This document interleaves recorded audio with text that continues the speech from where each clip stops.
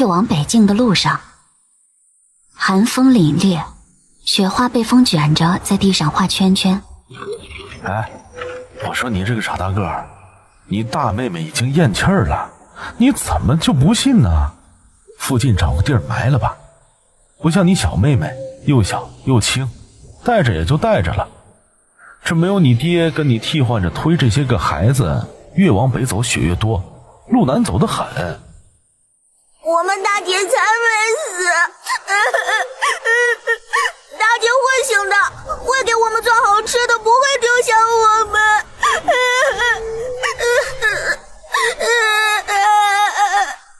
大叔，我没活着，爹说弟弟妹妹都在，不能丢，整整齐齐好好活着，一起去北境。穿着兵服的老兵看着这帮不大的娃娃们哭，也是红了眼睛。行吧，你有把子力气你就推着，可别硬撑啊！你要是倒下，那几个小的也真的没人管了。要是真推不动了，和大叔说一声。孙乐乐迷糊着听到耳边有个稚嫩的声音混合着细碎的抽噎声。姐姐不睡，姐姐醒醒，妹妹就睡了，妹妹不醒。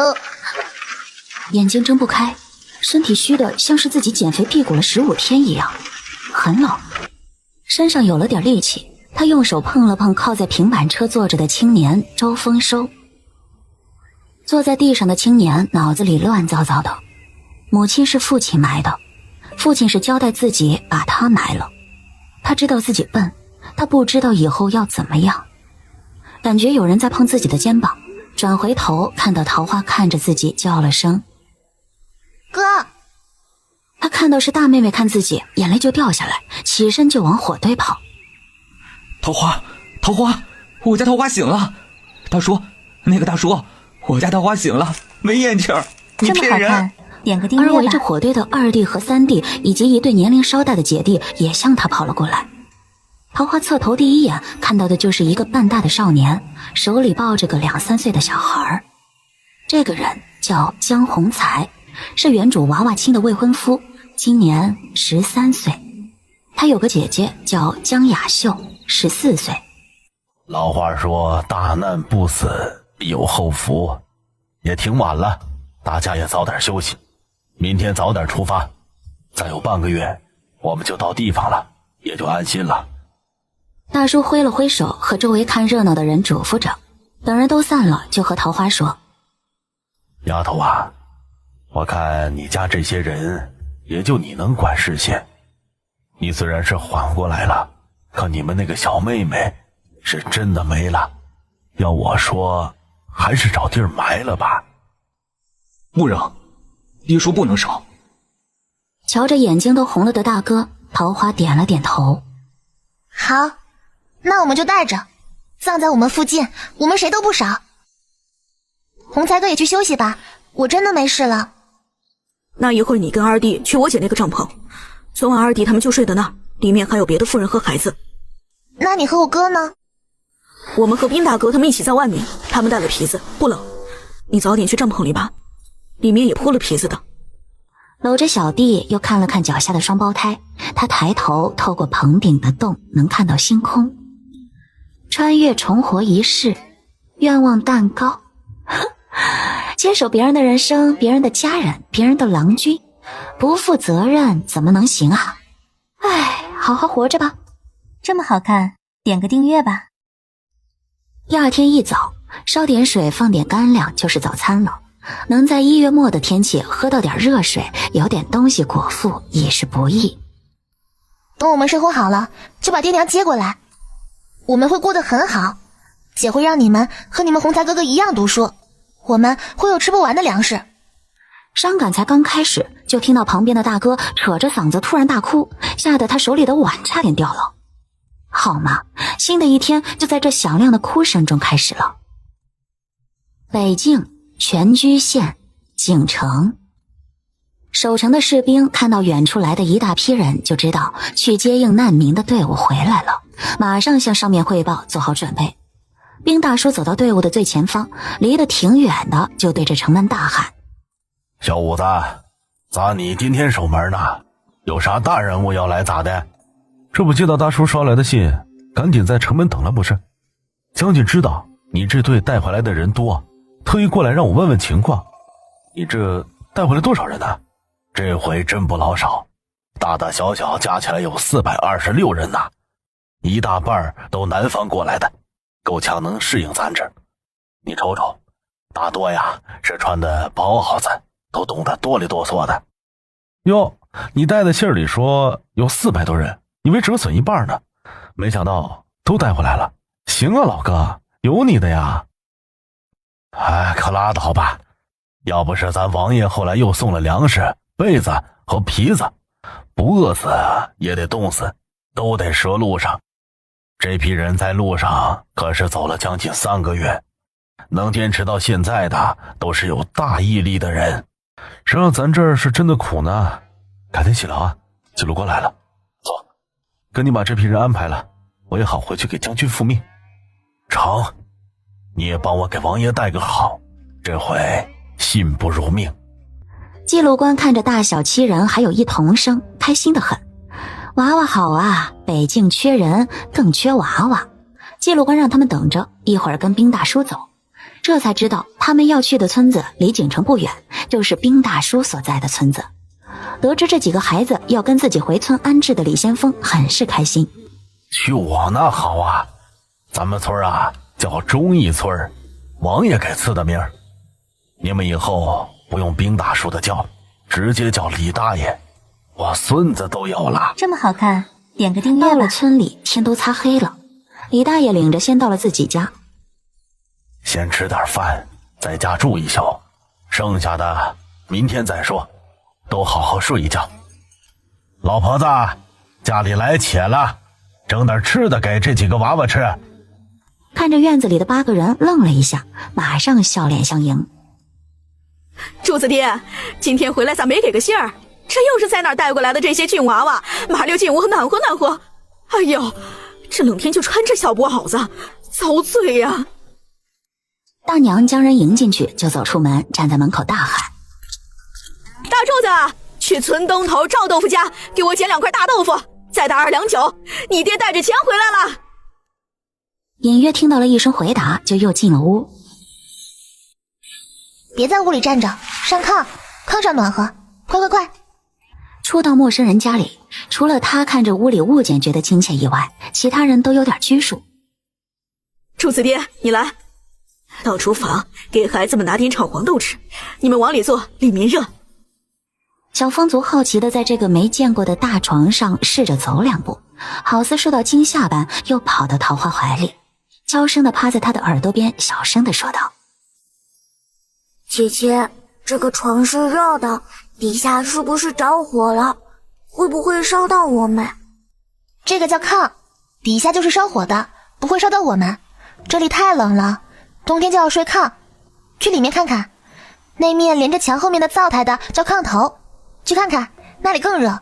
这么好看，点个订阅吧。没多大会儿，李大爷拿着一个小箩筐进屋，里面放着炒的黄豆、瓜子和花生。也没啥好东西招待你们，这呀都是你们大娘自己炒的，都吃点，一会儿就好饭。我去把西屋的炕先烧了，再去借一床被子，你们先待着啊。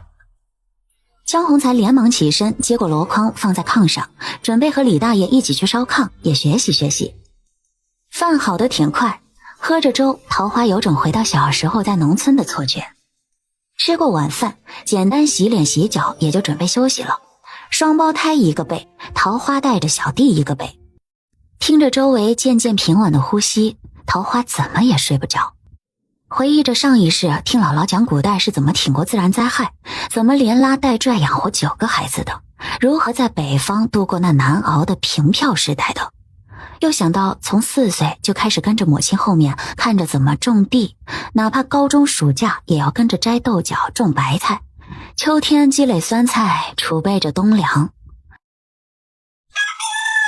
桃花被大公鸡牌闹钟叫醒的时候，天还没有全亮，估计也就不到6点。听到院子里有劈柴声、鸡叫声，甚至还有抢鸡绳的麻雀声，真是热闹。江洪才和大哥已经在外面帮李大爷劈柴了，江雅秀还想拽一下不让弟弟干，被他躲了过去。桃花则带着弟弟们帮李大娘收拾屋子，扫炕、扫地、擦灰，能干什么干什么。江雅秀站在屋里不会干还挡害，气得他直跺脚，就你桃花呢，显得他特别不懂事儿。本集又结束了，我们下集再见喽。收拾完又帮李大娘做的早饭，吃完早饭，李大爷也开始和他们说正事儿了。咱这忠义村啊，一共有50来户人家。最近2年，雄鹰那面忙着抢别人，咱们还算安稳，就没进新人。你们是咱这新户，这过日子无非是衣食住行。这衣呢，你们自己想办法。还好天越来越暖了。食呢，咱王爷和城里的大户都提供了点儿，想要就去城里领，记着账，以后得还。这住啊，村里有几处房子，可租赁也可以买，和你们说道说道。没等李大爷继续讲，江雅秀就直接说：我们家族，我家洪才是要接着念书的，以后是要搬到城里去上县学的。大爷帮我们找一处能住我们姐俩的房子就成。江雅秀说着瞪了一眼江洪才，不让他出声。长姐如母，哪怕只大1岁也得听他的。你们家呢？大爷，您先说说，我再想想。得嘞，江同生的房子好找，你这大小5个人，屋子小了可不行。我想想啊，一共有2处房子，挨着李瘸子边上有个5间房，院子小，但就在村子中间，方便。还有一个就有点远，都快到村口了，那也是5间房，还有一个仓房啥的，院子也大，就是周围邻居少，周围啊都是荒地。丫头咋想的？大爷，我挺想看看那大院的，我这弟弟们都小，我们还得开荒种地呢，这离得远，走到地估计累得干不了活了。听到桃花的话，李大爷就起身准备带他们去看房子。桃花目测了一下，院子将近2亩地，5间房，虽然是土坯房，也是很不错了。大爷，我想买这个院子，得多少钱？能过户吗？这附近的荒地能开吗？税钱咋收？哈哈，还挺急。咱村啊，没有村长，和别的村不一样，有咱们村的户籍，直接找县衙去办事就行。这房子也是没人接手，归了县衙的，连房带院有个20两就够了。咱们北境啥都贵，就是地和这土房子便宜，待久了你就知道了。时间还早，阳光上来暖和了，你们呢，先村子里转转，我去借个牛车，一会儿带你们去京城办户籍，我就在村口等你们。这么好看，点个订阅吧。桃花看着江洪才，一会儿看自己，一会儿看屋子，若有所思的样子，就觉得尴尬。他是有轻微社交障碍的，不是不会社交，而是不爱社交，打心底里排斥，最怕和别人待一处，彼此沉默尴尬着。你不去和你姐说一声，一会儿就进城吗？江洪才也莫名的有些紧张。我一会儿就去。你怎么想到买房子？封仓和封府到这边也得去学堂啊，我看这村里也没有，为什么不想着住城里，会方便很多。洪才哥，你家就你雅秀姐2个人，再过1、2年，雅秀姐也该出嫁了。你是童生，以后肯定会考秀才，考举人，花费巨大。我家若就我一人，可能还厚脸皮让你帮衬，可我有4个兄弟，再过几年都是能吃的年纪，我们是不可能赖着你的。江洪才还想再说点什么，二弟突然跑过来说：姐，妹妹还在大爷家呢。桃花一拍脑门，把这个给忘了，赶快叫着大哥把在李大爷家放着的板车推过来，真是大意了，怎么能放在人家里呢？见到李大爷牵着牛车，对于把小妹放人家院子里万分抱歉。这有啥？你忘了你大爷以前干啥的？就连你大娘当年都跟我老丈人上战场收过尸，我家你俩大哥那也是在民兵队待过的。不管人家介不介意，他这事儿的确失礼。看大哥已经抱着箱子走了过来，李大爷道：你们几个孩子仁义啊，咱们北京的人身体好能生，可这孩子是真不好养，没有几家是孩子都留住的，哪怕咱王爷。他叹了口气，接着说道：唉，找个地儿埋了吧，我带稿了，然后咱们好出发。桃花让大哥在院子外面把小妹葬了，孩子太小不这么立碑。好看，点个订阅吧。李大爷带着他们去了衙门办完户籍。李大爷告诉他们哪个街道有杂货铺这些店面，哪里是县里的学校后，便去见老朋友了，让他们2个时辰以后在城门口集合。江洪才要去县里的学校，江雅秀也要去牙行问问城里的房子，桃花则是要去杂货铺买些基本用品，正好2个方向。临走时，江洪才把小风族带着，桃花他们买的东西不能少，带着个小的不方便。走到城门口，李大爷也正好赶车从后面过来。丫头，东西预备的不少啊，是个过日子的，还有啥缺的没有，和大爷说，大爷给你张罗张罗。那些谢谢大爷，我啥情况您也知道，现在做个备。您看咱村有没有织土布的，这儿的布都太贵了。江洪才听说他要拿土被做被子，也马上阻止。桃花，我早上看到李大爷家挂的门帘就是用土布包的，糙得很，不能做被。你要多少布，我买给你。江雅秀听到此处，下意识地摸了下怀里的荷包。东西搬完，李大爷就让众人上车。都做好了，我们回村。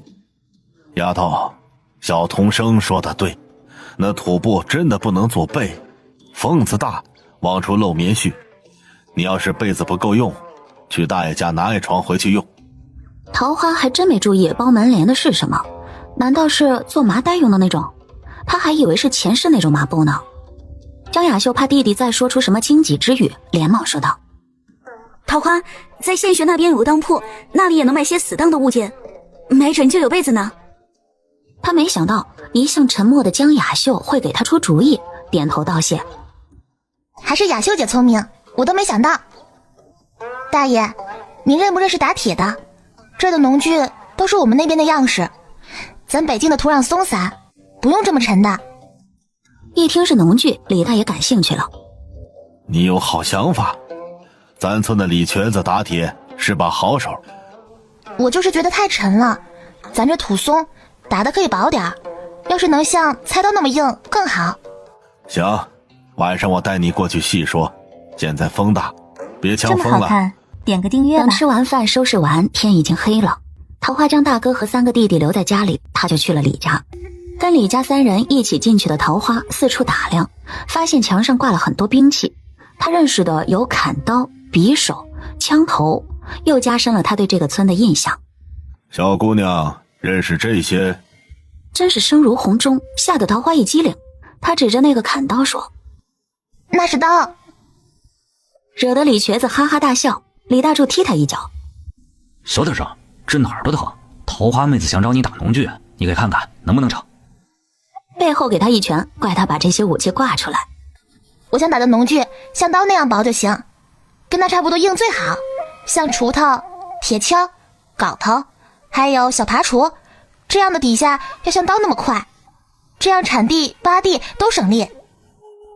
李瘸子和柱子兄弟俩互看了几眼，说道：这样倒是可以弄，你在地上给我画一下，跟我说都干啥用的。桃花给李瘸子讲着尖锹可以挖地窖、挖沟，平板锹可以搓土，宽镐可以更好的培垄，半圆成片的锄头能更快的除草。那你小锄头是干啥的？那个大的是除苞米高粱时候用的，这个小的就是白菜萝卜小苗时候用的，做个板凳到地里用，不用手拔草，也不伤苗，还不累。李瘸子和其他3人无声的交流完，又问他还有没有要的。我钱不够。这回换来的是4个人的大笑。李大爷点了点桃花的脑门，说道：你就说吧，要是真的好用，你不但不用花钱，没准儿还能奖励你呢。那还有叉子、2尺、3尺、4尺的，还有草叉子、篓耙、韭菜帘子、篓钩。桃花越说越小声，好像有点多。叉子，这叉子也要好精铁的。那倒不用，但是得尖，也得有个弧度。行，1个月差不多能给你，等出来看好不好使，再说别的。谢谢瘸子哥。行了，说完我就送丫头回去，这也累一天了，回去早点睡。和李大爷出门，桃花发现李家二子没有一起，他也没问。本集又结束了，我们下集再见喽。李瘸子拿出了一盘花生米和一小坛酒。来，咱仨喝点。这丫头有意思啊，见了我都不害怕。进了关，咋把他们安排咱这儿了？抿了口酒的李大柱说：我爹说这几个娃里有个13岁的童生，而且都是无父无母的，能这么远活着走过来，有大毅力，家教不错，是个好的。我爹说那个童生还行，但没闯劲儿，守城可以，他那个姐姐不行，大家小姐可不适合咱们北境。我爹他到乡中桃花和那3岁的娃娃了，这周桃花11岁就敢自己过，有主见。那小不点儿过了年才3岁，父母没了，龙凤胎妹妹没了，一路又是抢劫，又是姐姐假死的，就现在那双胞晚上还做噩梦呢。就那江家姐俩睡得也不安稳，这小不点儿和他姐睡的那叫个香，该吃吃该喝喝，听话懂事，身体也好，是个能经得住大事的。哎，你说咱们是不是打仗打傻了，就想怎么改兵器？现在镰刀都不能经过路程了，没有武器咋去运粮运盐？这一道劲的挨抢，赤手空拳咋跟人干呢？这农具好啊，就这尖锹一下去，半个脑袋都没了。瘸子，这农具你好好打，我要大大方方的通过路程给咱营的兄弟运粮运盐，我就不信这武器都有了，咱回不来。桃花从李家回到家，看到哥4个蹲在灶台边上啃烤土豆，吃得满脸满手都是黑的。谁的主意？二弟周风福站起来，小声地嗫嚅道：是我。疙瘩汤没吃饱？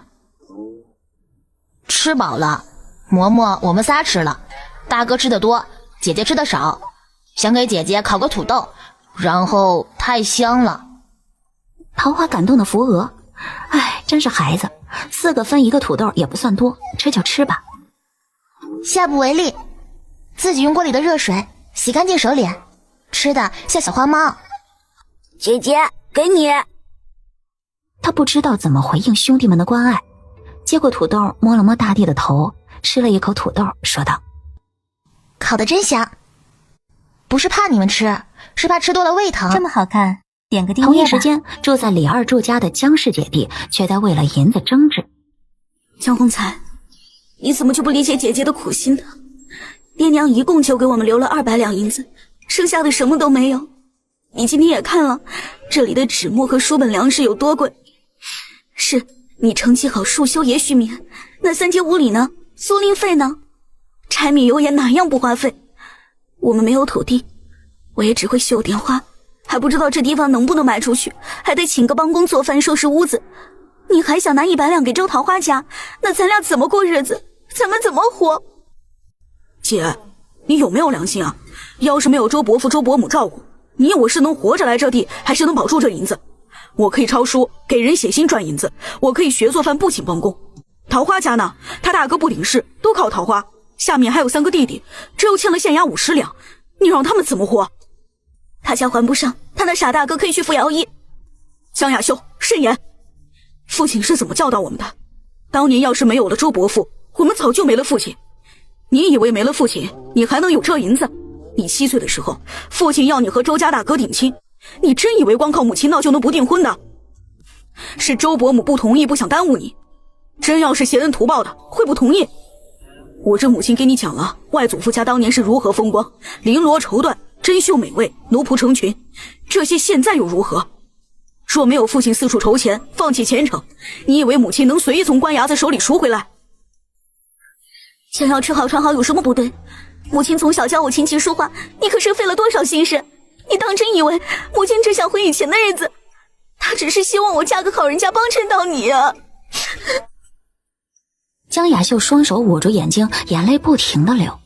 父母现在不知生死，弟弟又不能体谅自己，那桃花家就是个无底洞啊！江宏才不知道怎么就吵到这个地步。桃花是他未婚妻，周家与他家有救命之恩，舍一半银子有何不可？我明天啊就跟雅秀和桃花说说做鞋的活儿，也算是个进钱的营生。哎呀，就是太小了，估计干不了。李二柱侧身将媳妇儿搂在怀里。贫贱夫妻百事哀，何况还没成亲，你这活计桃花估计能接。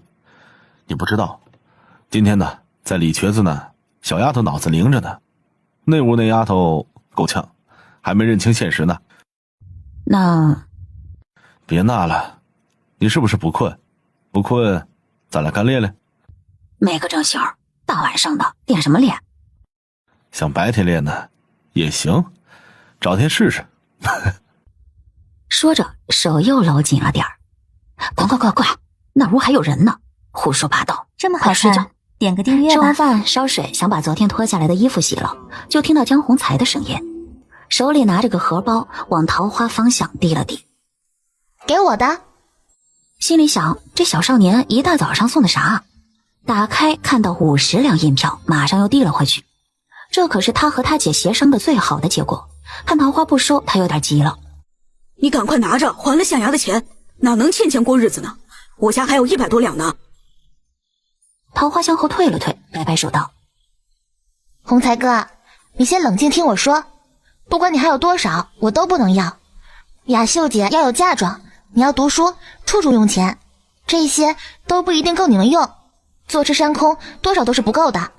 你能接济我一时，不能一直接济，只有在欠着钱，我才能使力气干，早点还上，也就开始花销大些。我们可以开荒，头2年没有税，多少都是自己的。我还准备养鸡，鸡蛋也是挺贵的。这附近山上草垫子、水泡子，总能找到好吃的。反倒是你们没有啥生计。被一个借钱过日子的说一个有钱的没有生钱生计，竟然让江宏才觉得说的挺有道理。那我能挣钱吗？桃花看他那双打茄子的样子就乐了，扯着他的袖子进了屋。坐，屋里暖和。要我说呀，抄书那得字写的极好，可能有生计。不过你也可以试试，这儿读书的人太少，也不受重视，要不夫子也不能访友，就耽误现学1月课程。你说的有道理。虽然读书的少，想认字的估计不少。你每天下学抽出点时间，也不限年龄，你教周围邻居识字。你毕竟还小，暑休就让他们拿点菜、粮、柴火也行，或者自己编的筐、篓子啥的。桃花说的有点渴，顺道也给江宏才倒了碗昨晚晾的白开水。一天你就教2到5个字，先练好人数，先教数字，再教大街上能看到的，牌匾呀、对联上的，有时间再教点数，能算钱就行。江宏才点点头，桃花真是聪明，这样不收钱有个好名声，想学字的还不用花钱，又不耽误自己读书的时间，还能有菜吃有柴烧，一举数得呀。还想再问问的时候，屋外就有人来问有没有人在这儿。点个订阅吧。江宏才看来了女客，马上起身和桃花说明天过来教双胞胎识字，和二柱媳妇儿打了个招呼就往外走。周桃花知道这是少年害羞，也就没留他。昨天多谢二嫂和大嫂了，晚上窗户和门挂上帘子，屋里一点风都没有，白天拿下去也不挡光。那有啥，我是有个活计，你看你干不干？就是咱们村里的妇人不是给军营做鞋吗？我和我大嫂就干这个呢。反正冬天也没啥事儿，东西嘛都是军营里的给出，咱就出个手工，做出一双给8文钱，你看咋样？桃花一挑眉，还能接到军营里的活，立马来了兴趣，赶紧给二柱媳妇儿倒了碗水。二嫂，你给我好好说说，再跟我讲讲咱们北境和锦城呗。看着他跟个小大人似的到水打听，真是个机灵的。桃花这下可听明白了，老百姓卖了粮有银子，卖了草药皮子有银子，没地的才拿银子买粮，也就是北静王有银子，百姓没准也有银子，就是没处花。李二嫂看桃花不知道想啥，在他眼前挥了挥手。哎，想啥呢？说着说着就说远了，这邪的活计能整不？桃花连连点头。整。二嫂，你们带我几天，还有我大哥呢，他有劲儿，不行我让他拿些。二嫂，我想问一下，哪有卖豆油的？这猪肉我知道是没有了，那还有没有别的肉吃？哎呦，这油啊，去村南头最里面那薛家，他家榨油，他家的油好，炸东西不起沫。桃花瞪大眼睛看着李二嫂，心想油坊都有，这到底是个啥村啊？别村有一户手艺人就不少了，这家伙。大嫂，咱们村不会还有做酒的，木匠、瓦匠、养蚕织布，边框边篓的吧？边框边篓啊，哪家都会。等柳树重抽枝了，让我大伯哥给你编几个柳条篓子带盖的，手艺好，装水都不漏。我们这里啊，一大半的人都会做高粱酒，没酒大冷天当兵的咋过？李瘸子的高粱酒最好，劲儿大。瓦匠你二哥就行，木匠嘛，豆腐树家西边的邻居有工具，做过学徒，整个柜子啥的都行。那养蚕织布嘛，都是南方有的，咱这咋可能有嘛？桃花都听懵了，50来户人家要啥有啥，这到底是个啥村啊？他是不是问的和知道的有点多了？思绪放飞，就下意识地回答了李二嫂的话。做树养蚕啊。那长啥样啊？咱这有吗？就是结的果子叫橡子，松鼠也吃，叶边是波浪形的啊，也叫橡树。橡子也能喂猪，就是得拿水泡，人也能吃，就是弄得太费劲。李二嫂听说柞树就是橡树，连忙起身在地上走了2步。橡树我知道，你二哥砍过那树做凳子吗？那树叶子能养蚕，那橡子儿可是苦得很，真能吃啊。拿水泡后脱壳晒干磨粉，吃的时候再泡，泡的次数越多苦味越小。看着激动的李二嫂，她把她知道的都说了。李二嫂听后急得要出门，走出去2步又回来了。哎，这附近啊，食物有个大集，有肉，羊肉、牛肉、马肉都有，比猪肉便宜多了。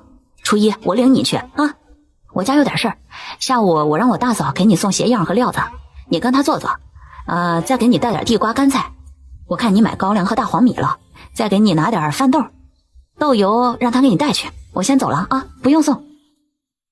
看姐姐说完话了，炕上的4个又活跃了起来，三弟举起小手说道：姐，我要出去。桃花看看外面，太阳也老高了，点了点头。跟紧哥哥，不能乱跑，离狗远点，别被咬了。本集又结束了，我们下集再见喽。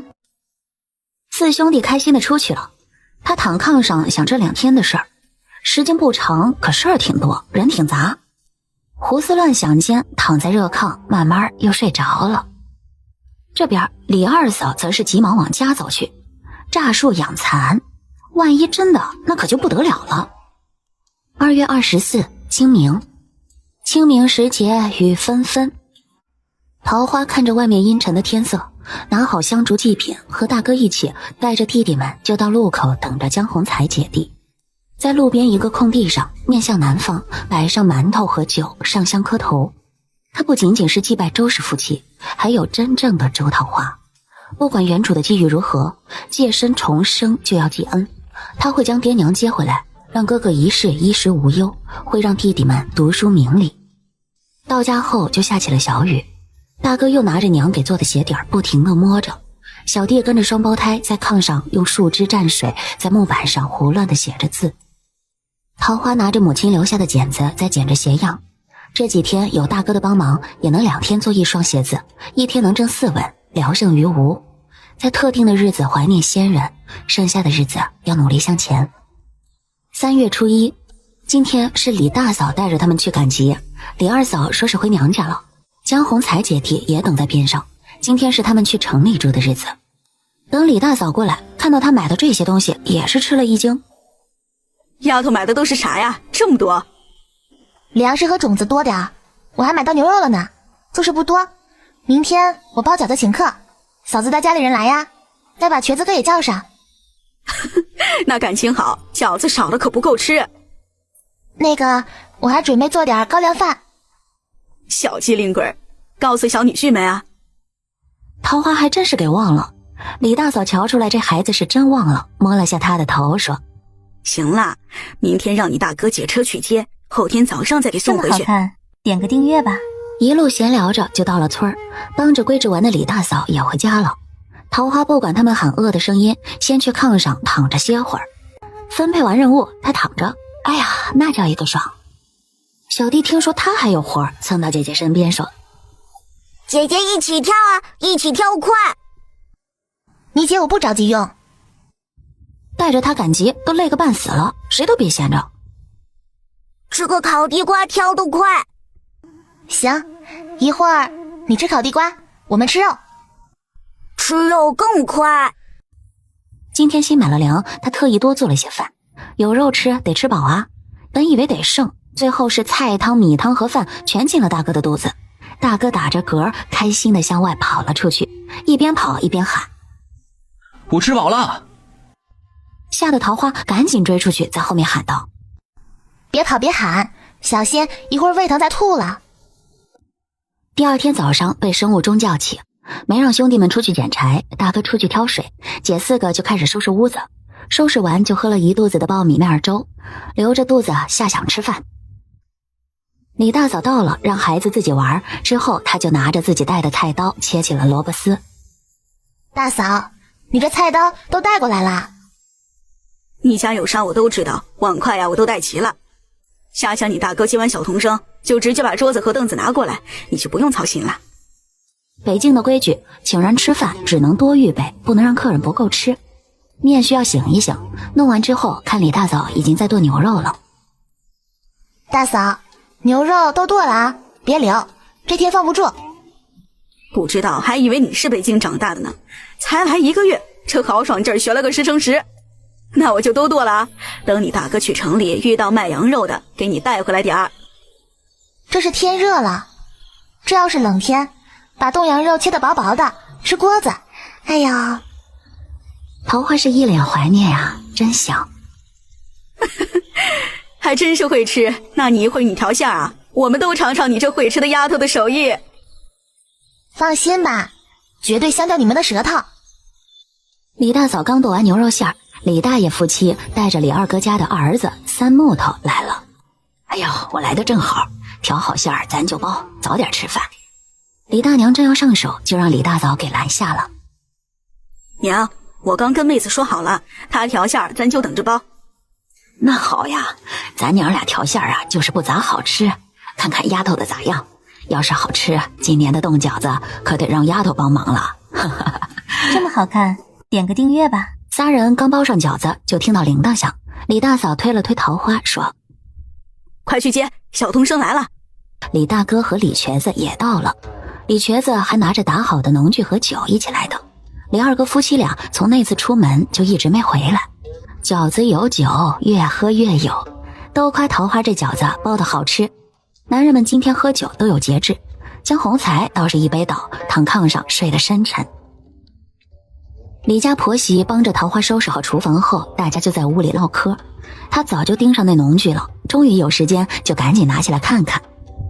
小丫头小心点儿，我磨得可快了，小心嘎着手。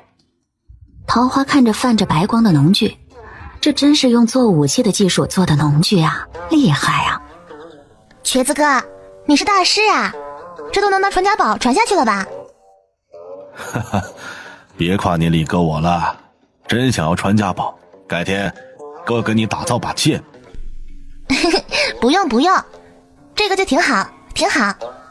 李瘸子从怀里掏出一个信封递给桃花。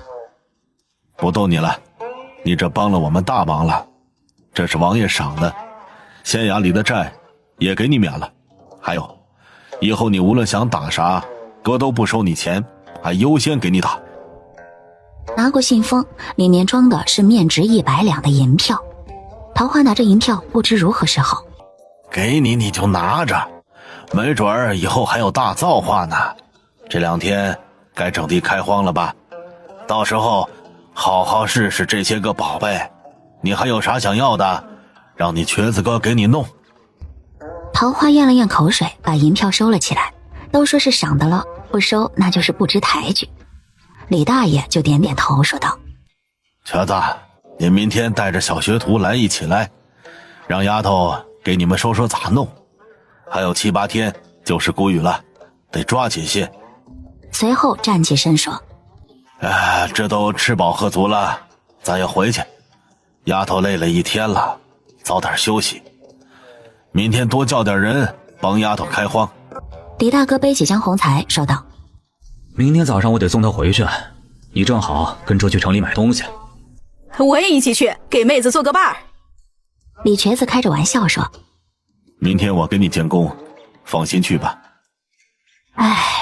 桃花还是不太会拒绝别人的好意，这人情啊，以后慢慢还吧。李家人走到回村的路上，也在聊着桃花。李大爷背着手低声嘱咐道：桃花那丫头戒心强，这快1个月了，没有老大媳妇带着去串门，周围邻居估计一家都不会去。可不咋的，谁家要是给他啥，他都记得清清楚楚，想着以后还呢。对他越好，他越不自在。这孩子啊，心事重，一个人撑一家不容易。别管有多大能耐，告诉咱就听着，不告诉咱也别问。老二那边啊，要是成了，他可是咱北境的恩人呐。李大爷点点头说：是啊，要是成了，今年就好过了。这么好看，点个第2订阅吧。天一早，桃花就先把院的大门打开，来人帮忙不能紧闭大门嘛。但看到呼呼啦啦来了20多个人，也着实吓了他一跳。大爷，我不开太多的地，太多我忙不过来。都是想见识你那新农具的，人多干得快。放宽心，咱们村都是一家有事，全村帮忙。忠义村的义可不是白叫的，你想咋开，和大爷说说。最多10亩地，再多就顾不过来了。行，这我给你看着，一会儿你嫂子他们就过来了。江洪才跟着李氏夫妻过来的时候还有些不好意思，竟然在桃花家醉倒了。李大嫂看他这样特别有意思。江同生啊，昨天的饺子好吃不？他瞄了一眼桃花，声音很小：好吃。啥不好吃？那个是桃花妹子忙了一整天整制的。没有，好吃，特别好吃。这次生怕李大嫂听不见一样，特大声地说，惹得李氏夫妻哈哈大笑。桃花也没忍住，低头闷笑。他知道被耍了，坐在车上手足无措，脸都红到脖子了。为了缓解尴尬，桃花就问他：你们住的地方怎么样？谢学的先生回来了吗？问到正事儿，他好了不少。住在离献学隔一条街上，3间房，够我和我姐住了。我姐还请了个帮工给我们做饭浆洗。说完他就后悔了，明知桃花家还欠着银子，自家还请帮工，可是姐姐是他唯一的亲人了。那挺好的。雅秀姐，我听我娘说管家学得可好了，你就安心学习，剩下听你姐安排就好。你不用惦记我家，我有银子了，衙门的银子也清了，那些农具。车慢慢前行，2个年轻人彼此聊着各自的生活和以后的安排，互相了解着。桃花回来看到人都走了，就知道李大嫂为什么一直拦着不让他多买粮了。卸完车上的东西，他拿出1包麦芽糖让大哥给他们分，然后和李家夫妻跟着李大爷去看外面开的荒地。我听说你要种麦子，和大爷说说你这块地想咋种。过2天谷雨的时候就能种麦了，我就种2亩，收了麦子紧着点儿，还能种茬白菜和萝卜。4亩的苞米，中间插着种点黄豆，剩下的就是土豆、高粱、谷子、梅子，还有土豆和地瓜。院子里也种点苞米，再有就是平时吃的菜了。李大爷也点点头，只说他种地的时候得叫他们帮忙，要不就外道了。本集又结束了，我们下集再见喽。说完田地，他就问起了猪崽儿的事。听说他还想养猪，李大爷眯了眯眼。这家能干活的也就他和他哥，不知道是真有办法养，还是以后的贪多嚼不烂。你是要买猪崽儿？大爷，我听嫂子说，咱村都是不养猪的，都是年前去买一头猪，全村分。你看我这院后面有个牲口棚，改改就能养猪，我想养猪。李大哥本来就爱吃猪肉，一年就吃那么点儿不过瘾，听到这村猪觉得挺有意思，插嘴问：村猪是啥猪？你别插嘴，听妹子说完。桃花把几人引进屋里，倒了水，接着说道：我会养猪，但是我没猪食。我看咱村家家都种麦子，那麦麸子应该都还有。豆腐树做豆腐，剩下的豆渣，做完酒的酒糟，都能喂猪。猪崽儿我想买3头，2头村里的，1头算我养猪的工钱，谁家给拿的东西多就多分肉，没有的过年也能买着吃。妹子这事儿能成，我给你挨家挑麦麸子，大了我帮你赶猪。丫头，3头猪可不好养啊，你可想好了？你家就你们几个人，忙得过来？桃花连忙点头：可以的，大爷。有他哥的力气，他怕啥？你决定，我就给你找找谁家猪下崽儿，我去给你定。大爷，下崽儿的那天我要去，最好能去接生。啥？给猪接生？你个女娃子给猪接什么生啊？桃花也不说话，就直直地看着他，大有一种你不答应我就哭。屋里3人都有些震惊，有给人接生的，哪有给猪接生的？还一个小姑娘去，就算知道这孩子不一样，这胆子也太大了。真要去？必须去。想着农具的改良，想着二儿子传来的消息，行。哎，依你个丫头啊！收完猪了，再说说你家双胞胎。小朋友，你是否有很多问号？你们没回来，我看这俩孩子教木头们认字，没想到这么小认识这么多字了。这俩孩子得继续读书啊！江童生去城里也没人继续教，耽误就可惜了。这附近可没有启蒙的学堂，我这儿倒是有个不错的人选，但是能不能教你们，可就看你们的造化了。明天我带你们去看看。桃花连连点头。这么好看，点个订阅吧。小桃花姑来串门啊，正好你给看看到底这梨花有多大。草生说完，我们这试了一下，是不是太宽了？可别叫我姑了，咱们互相叫名字也挺好的。辈分不能乱，你要是不自在，叫我大山、小董或者董母娘都行。你过来给看看，我做了个木头梨花，我和瘸子叔都觉得大了。不宽，2垄之间得1尺8宽，这个梨出来正好。李瘸子也觉得有点宽。隆起的这么宽，种的不就少了吗？他也不知道怎么给他们解释肥水通风的，就说：那苗子松快了，长得就不好了。哎呀，我种的时候你们看着，实践是检验这里的唯一标准。你看我秋收产量。我是来找董木匠打个架子和几个木头盘子。这一真理给他们真懵了。哎，他说啥是啥吧。小姑干啥用？得，名字都不带上了。我要养驱蛇，晒干了能喂猪喂鸡。驱蛇还能养呢，真新鲜。打啥样？打多大？我连夜给你做。桃花摆摆手说道：不用，不着急，先弄这个梨，先做盘子，2尺宽3尺长就行。架子看我养的咋样，养得好就得用架子。行，那我先做2个给你送去。小姑好好养猪，等着吃肉呢。传的也太快了点吧，最快的速度不是光速，而是八卦的速度。李大爷在大门前整理下衣服，上前敲门。桃花看着站得笔直很是恭敬的大爷，这还没进门呢，这里面到底是什么人啊？不能猜，不能想，就是来启蒙的。这几个就是那家的孩子，这是那丫头自己做的吃食，是个有心的。李大爷招手让他们上前。这是先生和夫人，叫人。先生好，夫人好。老妇人用手拍了拍老人的膝盖，老人转头面向桃花。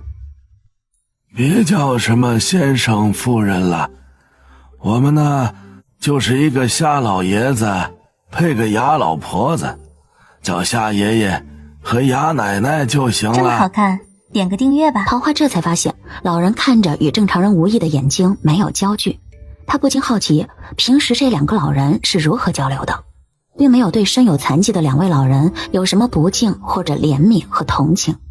老妇人暗暗点头，又用手拍了拍老人的膝盖。都是好孩子，以后每天上午过来一个时辰，先让喜乐教他们识字练字，看看资质再说。瞎爷爷转头对着李大爷说道：让你家的孙子也过来吧。李大爷激动地说道：先生愿意出山了？出什么山呢？我就是一个瞎老头，教也是喜乐教。我已经活了一个甲子了，老了。你们想让我们多活几年，就别说这些有的没的。看老爷子生气了，李大爷也不敢言语。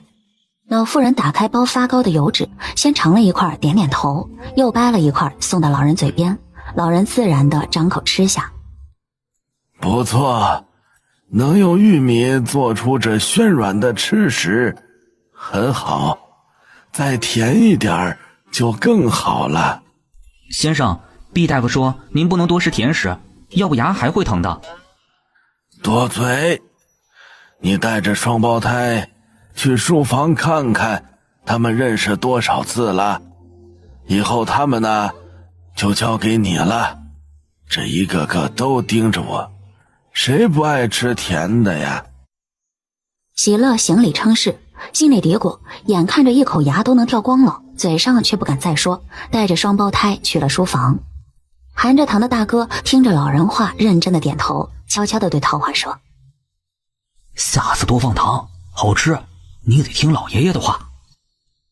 小弟也用手拍了拍他的膝盖。你要听话。喜乐带着双胞胎又回到屋里，行礼对瞎爷爷说：先生，他们两个都能认识100多字，还不会用毛笔写字。你带他们回去吧，明日40出再过来吧。人我收了，以后看时间吧。桃花随着李大爷回去后，又叫上李大嫂去的锦城，给双胞胎买了笔墨纸砚。回村的路上，对于城里书肆书籍少，顾客少，生意冷淡，还是有些疑问。李大嫂倒是知之甚详。原在北京生活的都不是咱们汉人，他们有自己的文字和语言，都是以打猎为生。来这里不是流放的犯人，就是军户，读书人少，赶考也是一个麻烦事儿，路程太远，花费太大。这书肆的产业也是狮子爷的？一城一个书肆，教化民众，推行礼仪。这书肆啊，献学必须有的。桃花不禁为江宏才担心，这样的环境，他想要找个好的夫子也是难上加难。战乱不知何时才能平息，若想走科举之路，未来堪忧啊。本集又结束了，我们下集再见喽。江家，江雅秀对着正在吃饭的弟弟欲言又止。江宏才今天中午回来吃饭，就发现姐姐好似有什么事儿，饭都快吃完了还不说，他就问道：姐，你是不是有什么事要说？弟弟来这北京，怎么把规矩都忘了？食不言，寝不语。然后他放下碗筷，看着姐姐说道：我吃完了，说吧。若不是看到他姐一中午不停地看他，他也不会在吃饭的时候开口。下午还要去献学，晚上也要教邻居学字和看书背书，时间真的很紧。你晚上要教邻里学子，哪怕对姐姐名声有益，我也不拦你。咱们家的银两有限，你怎么能不要束修呢？不要铜板，也要些粮食呀。你看今早送来的不是咸菜就是酸菜萝卜的，又耽误你的功课，也没有什么好处。江雅秀手里拧着新绣的绣帕，预感到弟弟不会同意。在外面她是长姐，弟弟给她几分脸面，敬重一些，却也不是事事依她，很有自己的主见。先不说这里是北境，并不过多苛责女子，晚上邻居都是去我屋子里，你只要不出你屋就无事。这里没有后院墙门，院子没有遮挡，不会藏人乱闯。既然咱家银两有限，为何还要吃精米，做细民不依附？遇到卖羊肉马肉的也要买回来。再说束修，我只是个童生，身无功名，怎么能要束修，更不能要粮食。早上送的也都是好的，姐姐，你不要挑三拣四。江洪才长篇说出来后，江雅秀就红了眼睛。若是父亲母亲在，怎么会让他吃这些苦？他不要过这样的日子。看弟弟一大堆的反驳，也知道是没得商量了。他起身把碗筷收拾到厨房。江洪才也没再去看自家姐姐如何，只以为是一时不能适应。桃花比他姐小3岁，要照顾4个人，还从县衙借钱，都可以过得开开心心的。他也打算好了，等家里的钱不够的时候，也去县衙借钱，这样他姐也能认清现实。桃花可以，他姐也可以。第一天去虾爷爷那里学习，桃花很重视，连夜给双胞胎做了身上衣，大些可以把薄袄穿在里面。给老人问了好，双胞胎他们就被喜乐带去了书房。房间里只有雅奶奶一人在。如意也是个能说的，说道：我家夫人和先生挺喜欢昨日的吃食的，你看看能不能和梁婆子说说，她做出来拉嗓子。老夫人听见，拍了他一下，脸上微怒。原来雅奶奶是可以听见的，那就是后天造成的不能说话。雅奶奶没关系的，我家小弟小，不爱吃玉米面，我就用村头的石碾子再磨细一些，再筛一下，粗的就煮糊涂粥，细的就贴饼子。哎呀，你可真细心，夫人我就说桃花妹子不会介意的吧。她又是个喜欢长得好看的，看着桃花就又喜欢几分。夫人，你看桃花妹子真是心灵手巧，您可收了个好徒弟呢。点个订阅吧。自家的地种完，桃花和大哥还有双胞胎也开始帮村里的人家播种，别的不行，点种子埋坑还是可以干的。他们矮，点种子都不用怎么弯腰。桃花也没让大哥干太出力气的活儿。15岁在古代都可以娶亲了，他也知道还没有长成，不能累到。到4月上旬，春种也算结束了。平时就和大哥去地里除草，院子的蔬菜也是东家送几颗，西家给几样，别人育好的苗他直接栽就行。有一天阴天，从雅奶奶那里回来的路上，大木头说他爷爷让去他那里一趟，到了才知道是隔壁的大杨树村的一家的猪要下了。李大爷从知道桃花要养猪开始，就各地打听，同时盯了几家，很多母猪能怀上保不住，还好隔壁村的这几天就要下了，让桃花有个准备。从李大爷家出来，又去李瘸子家看他订的剪子做好了没。李瘸子看着拿着剪子剪树枝的桃花说道：妹子，你这剪子干啥用的？真是剪树枝用的？瘸子哥，我这是用来剪刚出生的小猪牙的，那些犬牙不剪，吃奶会咬伤母猪，它们互相打架也会受伤。哦，刚下的小猪还有牙？桃花点点头说道：有的，在大牙那里，两面都有，生下来就剪，它不知道疼。哟，咱们的桃花妹子厉害呀，还知道猪仔疼不疼。瘸子哥有时间打趣我，不如把我要的奥子做出来，我到时候给你做好吃的。还有我的份儿，那我得抓紧，明天早上给你送过去。已经做好了。桃花有些惊喜。这个也不难，我再磨毛边就行。从李瘸子那离开，到家后他把剪子、高粱酒、棉线还有一大块布包在一起，给猪接生的时候好用。地也种好了，猪崽儿也要养了，双胞胎也有先生了。这2个月的生活啊，就像做梦一样，还真是有点事事顺心的意思。这么好看，点个订阅吧。听到院子里有声音，出去看到是大哥回来了，他和小弟一人手里拎了一个小篮子，这是挖野菜回来了。姐姐，我今天挖了可多的婆婆丁了呢，你是有抓取蛇了吗？我也想抓。荠菜挖到了没？大哥笑着递过压得满满的篮子。哈哈，我这里有。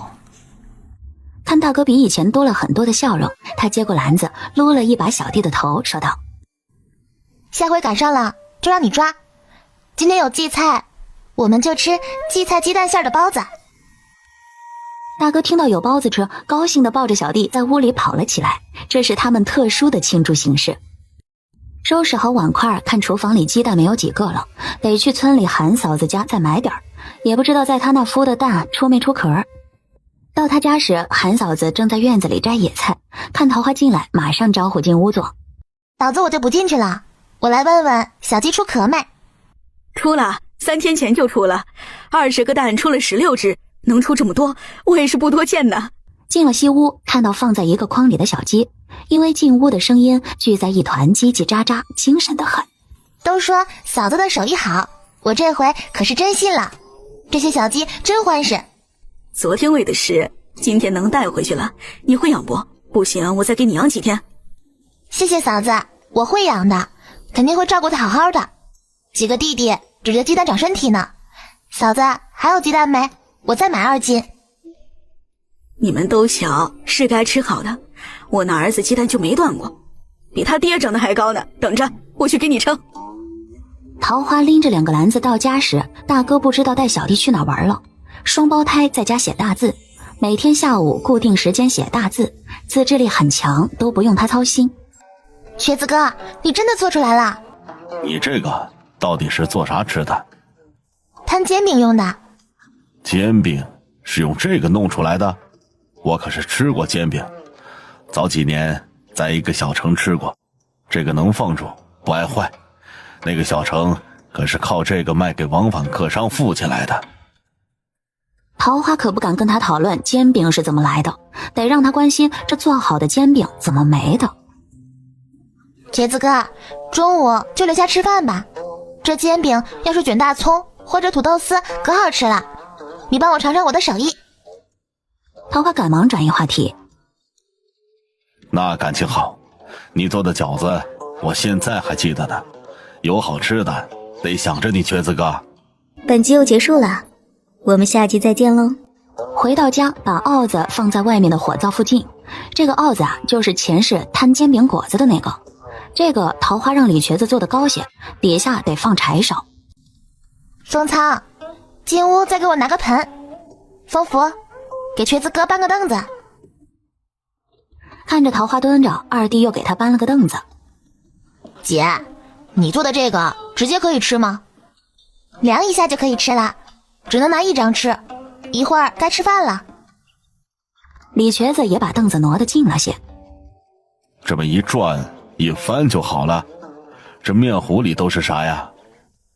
这里我放的白面、苞米面和绿豆面，也可以不放白面，那样卷着吃容易破。小米面、黄豆面都可以放。丫头不错，你哥我做这个卖成不？卖出去给你分成。那咋不成？钱就不用给了，用这个熬子底，不过估计不能好卖，这用铁挺多的，也就能摊个煎饼、烤肉，得往下淌油，不行不行。看着丫头还给自己出主意，挺逗的。哈哈，你让卖就行，你还有好东西让你哥做不？等我忙了，你可就找不到我了。桃花一愣，瘸子哥要出门，过几天走亲戚，你还要啥？李瘸子仔细嚼着嘴里的煎饼，说道。李二柱2口子回一趟岳父家，到现在还没回来，这又一个要走亲戚的，估计啊都是住在天边。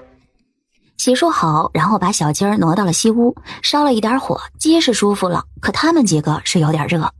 抗热是真的热，这一热，鸡和鸡粪的味道也就蒸出来了，简直是一言难尽呐。明天一定请李大哥把西屋收拾出来，实在是受不了。昨天还处在有小鸡的兴奋中，现在恨不得把它们直接放院子里。躺在他旁边的小弟说道：姐，我想和大哥睡。为啥？大哥离鸡远。去，明天开始喂鸡的活就交给小弟，还有收拾鸡屎的活都给他。都打算好了，到了李家说明来意，李大柱痛快地答应了。正要往回走，就看到一个半大小子来到李家。桃花没有见过这个人，好像不是本村人。咋了？下了？李爷爷，我奶说快下了。听他说完的李大爷起身，向着还没走远的桃花喊道：丫头，准备东西，隔壁村猪要下了，你要去城里买啥和你大嫂说一声，她给你办了。你家东屋你也不用管了。李大爷给桃花安排着，桃花还想着要不明天再绣，李大爷一说那就还是今天吧。一个人情也是欠，一堆人情也是欠。这么好看，点个订阅吧。到了这家的时候，他家猪还在猪圈直哼哼，看样子啊，的确是要下了。李兄弟，之前你说的可算数啊，一个猪仔1两银子，活了就要。老妇人有些担心。赵大姐，我说话算话，活了要，病了可不行。你要是不尽心伺候，看着就养不活，我可是不要的。李大爷也把话说明白，休息好了，拿个小包就要进猪圈，被老太太给拦住了。哪里来的小姑娘，怎么跑我家来了？这是你进的地儿吗？你就进。感情这位就没看见他。他和我一起来的，猪仔也是他接生。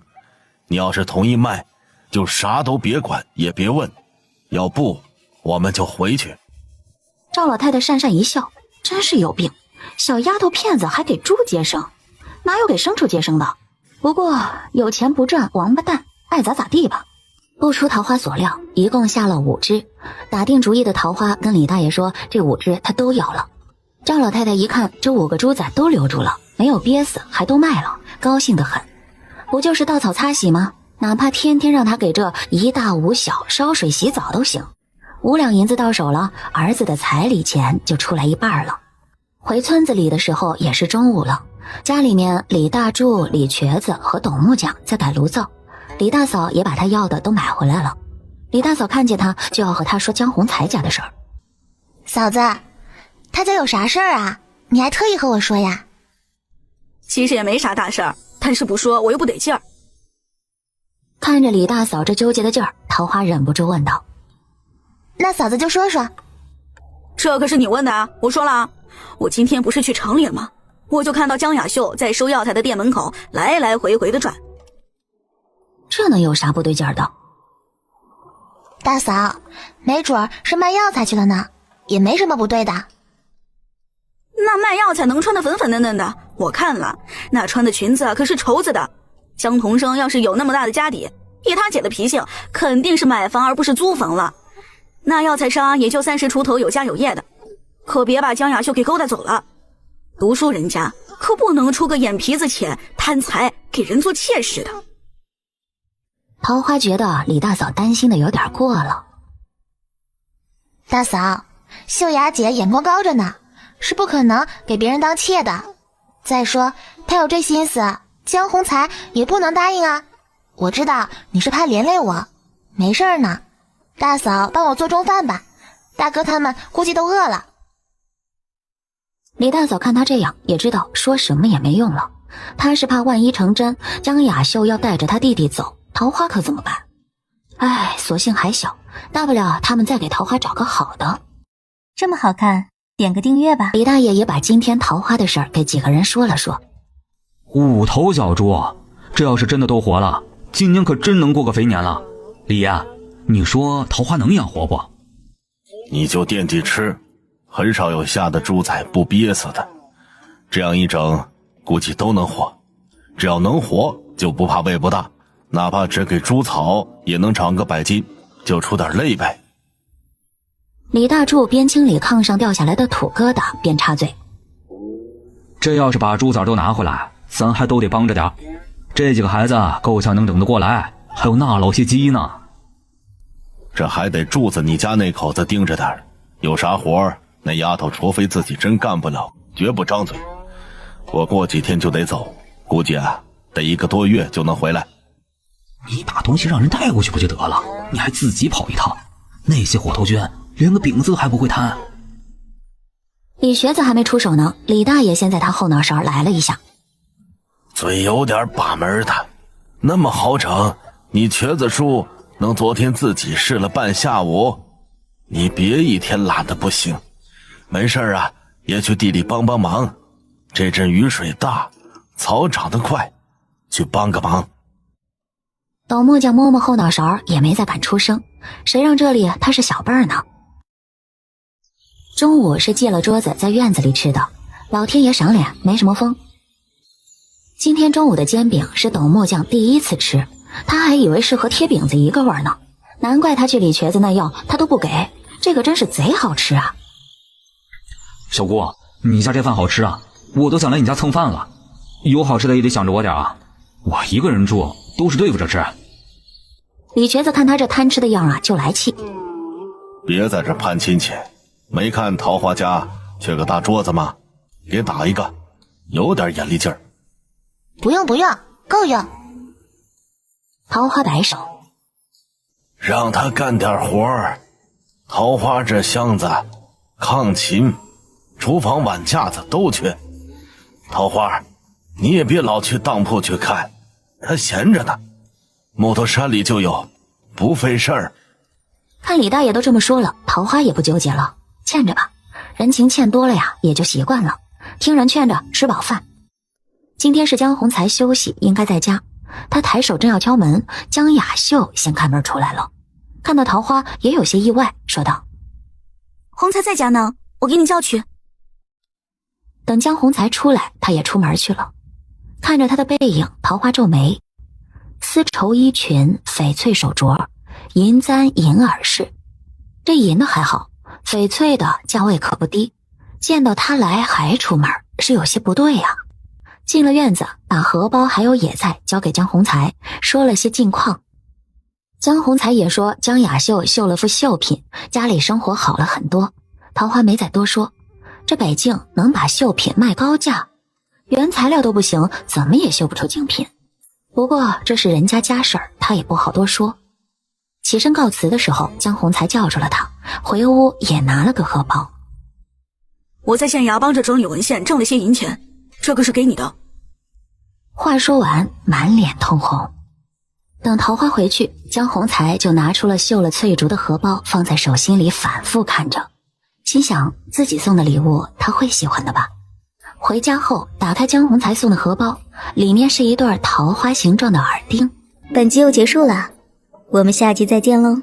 整理好东西，桃花去做中饭，吃好饭，李大爷就来了。李大爷怎么这时候来家了？你忘了，猪崽满月该去带回来了。桃花一算日子，可不是，中间就去过一次，看长得还行，就没再去，转眼都满月了。我还真忘了，我叫上我大哥，我们去拿回来。人就在院里呢，我给你叫，我也和你们一起去，你别忘了拿钱。说着就出门了。到了赵老太太家，她可是高兴得很，今天过后，他儿子的彩礼钱可就有一半了。李兄弟啊，你们可来了！我和你们说，那猪崽啊长得可好了，一个都没糟践，哎呦，肉嘟嘟的，就是那尾巴你们咋整掉了呀？那也是盘菜不是？和他打了个招呼，付了钱，自己背一头，大哥和李大爷各背两头。李大爷想帮他背，他没同意，一头也不沉，人家来帮忙，哪能让李大爷干的最多？丫头，这个圈是不是有点小啊？不小啦，够用，小点好，他们动的少就能多长肉。李大爷没有再说。我一会儿让你柱子哥给你挑点麦麸子，我和老赵说好了，明天豆腐渣就给你留着。行，开始吃不了多少的，今天先饿着，明早喂食，让他们先适应适应，不着急。李大爷看了看就回去了，既然让他养，就相信这丫头。等家里所有长嘴的都吃完饭，桃花又去找了李大爷。丫头，你说你要找收姨干啥？李大爷这回好似有点激动。敲猪，就是把猪崽变成太监猪。李大爷看了看院里有没有人，又在屋里走了2圈。他终于知道那些浴室吧嗒吧吧嗒吧抽烟袋的人，他现在就想抽2口缓解一下。可是他不会抽烟。丫头，你呀，我呀，你懂的是真不少哈。我给你问啊，你现在回家，麻溜的。说着就转过身运气。桃花其实也不是很明白李大爷激动啥，猪都去接生了，就敲个猪。再说也不是他敲，他要是有那手艺啊，早就自己动手了。这个事儿到底还是没有办成，因为没有兽医会干这个的，还觉得李大爷有点不着调。这么好看，点个订阅吧。这是2人继上次互送礼物之后的第1次见面。桃花看江宏才一边看着他，一边摸着自己的耳垂，有点奇怪，问道：你耳朵被蚊子咬了？本来想给桃花点暗示的江宏才瞬间脸红。没有，桃花怎么没有带我送的？那个……桃花恍然，这个穿着月白色的衣服，头发向后梳的整齐的白皙少年，脸红起来还挺好看的。我天天干活，他带丢了。你送的耳搭我很喜欢。你今天怎么这么早就来了？雅秀姐自己一个人在家，怎么没一起过来？桃花怎么不叫我宏才哥了？桃花有点懵，这是重点吗？那宏才哥家里现在都好吗？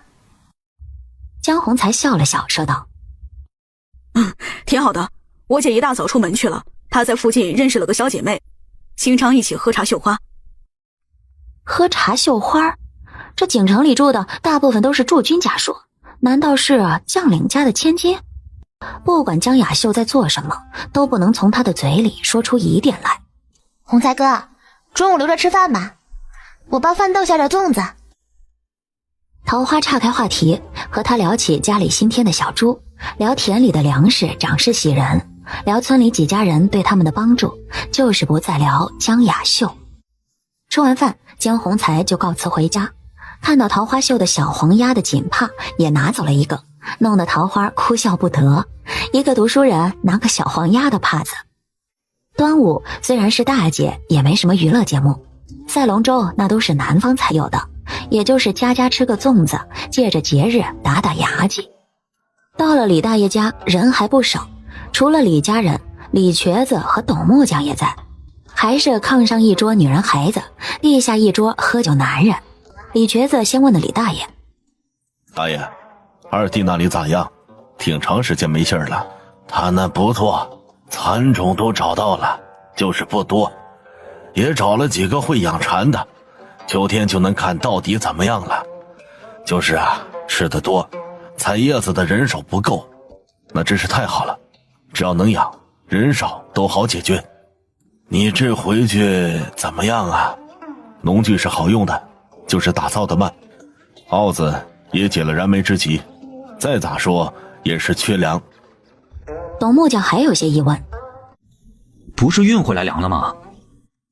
运回来也不多，路程卡的严，有翻山带回来，也有缝衣服里带回来的，还是太少了。现在想买粮食也不容易。董木匠说：那王爷……然后被大爷横了一眼，就闭嘴不再问了。接着就是说些村里的家长里短。桃花知道刚才那些话呀是说给他听的，他真的不是很想知道，他也没有那个能力什么都给解决，粮食啊他也缺。这么好看，点个订阅吧。端午过后，桃花和江宏才也一直没有见过，每个人都很忙。一天，桃花在家里磨镰刀，再有几天麦子就可以收了，农具得提前准备好，毕竟啊他还要再种白菜和萝卜，收割时间是越快越好。上午没活，出去玩的大哥突然回来，还戴了个不是自己做的口罩，有些奇怪。大哥，你这口罩哪里来的？吉祥给的，我会拿你的鸭子帕子和他换的，我不白拿，施肥太臭了，我要一起带2个。大哥说着就进屋去拿桃花的小黄鸭帕子。吉祥给大哥做口罩，桃花有点玄幻了。雅奶奶家他除了吉祥和每个人都熟得很，吉祥不爱说话，管着雅奶奶的大事小事，14岁了，异常的稳重。每次他去都是规矩守礼，不热情不深交。他一度以为吉祥有着比自己更严重的社交障碍。看着大哥拿着帕子出去，桃花还是觉得生气。这事儿吧，不能干预，大哥就是小孩心性，再说有雅奶奶呢。天气晴朗，麦子已经可以收了，放到别家会再等2天，让麦子再干干。可桃花怕耽误下茬的作物生长，和李大爷商量先收割。第2天早晨，天一亮，大家就开始割麦子，就2亩地，所以干得很快。来帮忙的是李大爷一家和董木匠，桃花准备的齐全，手套、口罩、套袖、草帽，人手一套。董木匠看得稀奇，桃花小姑，我还是第一次看到有准备这么全的呢，怕扎呀。桃花也不去计较他的称呼，是呗，这麦芒扎身上可不好受。可不是，每年割麦子扎的手臂生疼，再出一身的汗难受啊。李嫂子穿戴好说道，快干吧，趁着不热，我和桃花在后面捆，丰收大哥往地里头挑，今天把这地培出龙来，晚上要是下雨，正好明天就能种。大半个时辰，李大哥他们割完，李大哥用板车从地头往家里运，董木匠帮着桃花捆麦子，捆完麦子一起往家里运。运到家里之后，由李大爷和李大娘帮忙在院子外面摊开晾晒。李大爷对干活的老伴说，看这麦穗也不小，可比咱家早种20多天呢。地收拾出来，白菜没准真能种。桃花那丫头啊，岁数不大，但是个有成算的。要是能行，明年呀，咱也这么干，多收点是点。晒好了也看看产量。桃花丫头啊，昨天还挑出来个大的要留种，你说还能大的长出大的不成？小姑娘，种子都要好看的。李大爷边干活边说着，没准儿真能大的种出大的来。本集又结束了，我们下集再见喽。到家发现江洪才在他家，江洪才和他小弟在村口遇见了，知道桃花去送白菜了，就在院子里等着。江洪才有2个月没见桃花了，发现他黑了不少，个子倒是没长。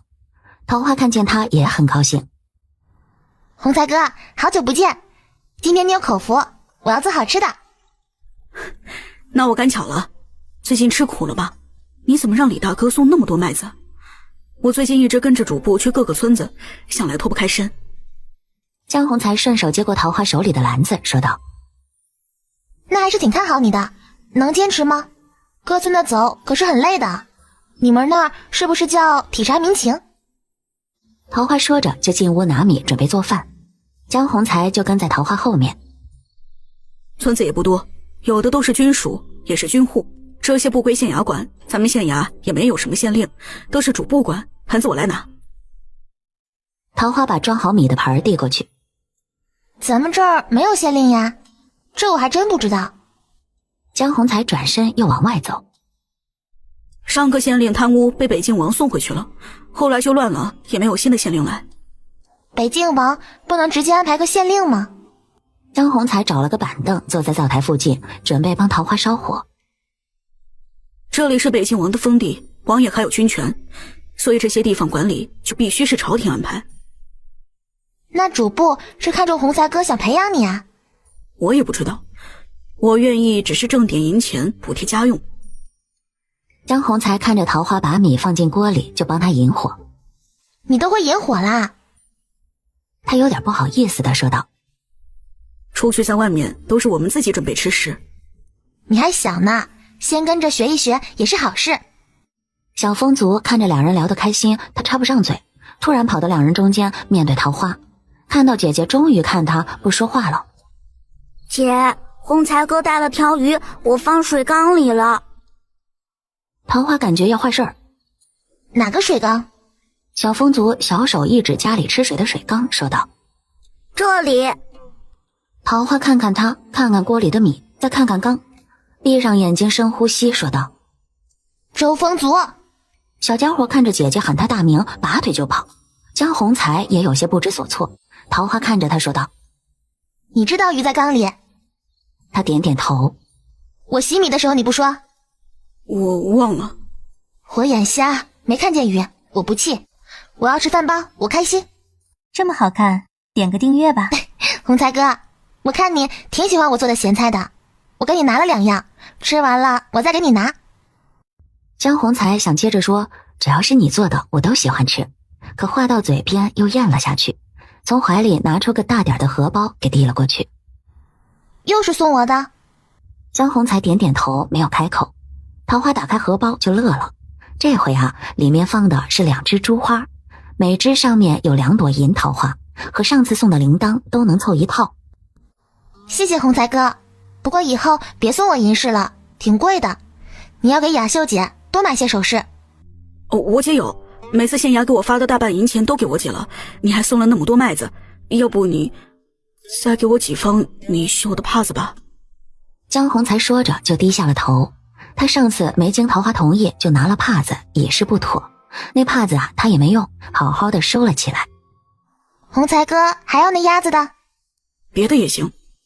桃花起身进屋，拿出了5方帕子和一个钱袋，细棉布料子上面绣的都是竹子。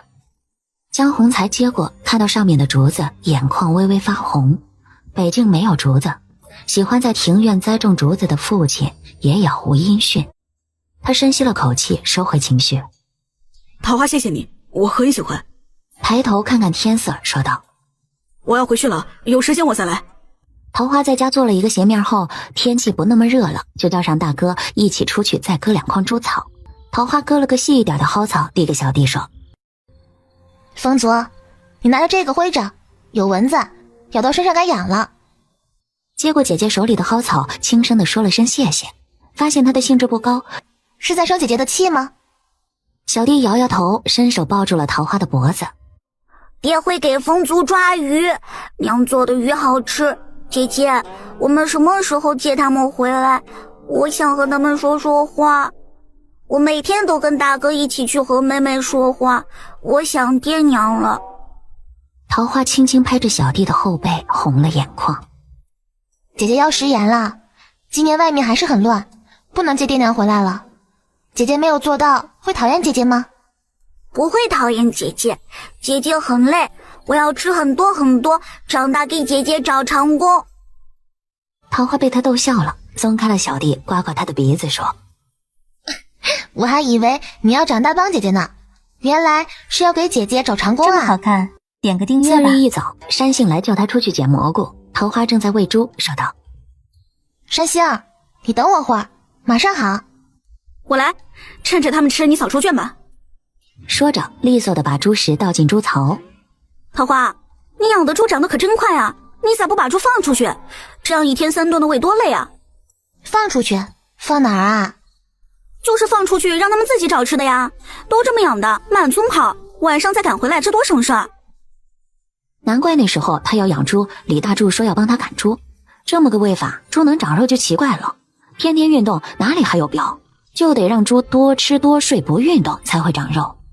我养的和别人不一样，我这么养长得快。山杏认可的点点头。长得是快，你好了吗？我帮你干，晚上得捡蘑菇回去。昨夜里的雨下了挺长时间，估计蘑菇都冒头了。快好了，蘑菇在那儿也跑不了，马上。先让大弟把小风族送到李大爷家和三木头玩，家里的4人和山杏一起去了荒甸子，这里是村里人常来的地方。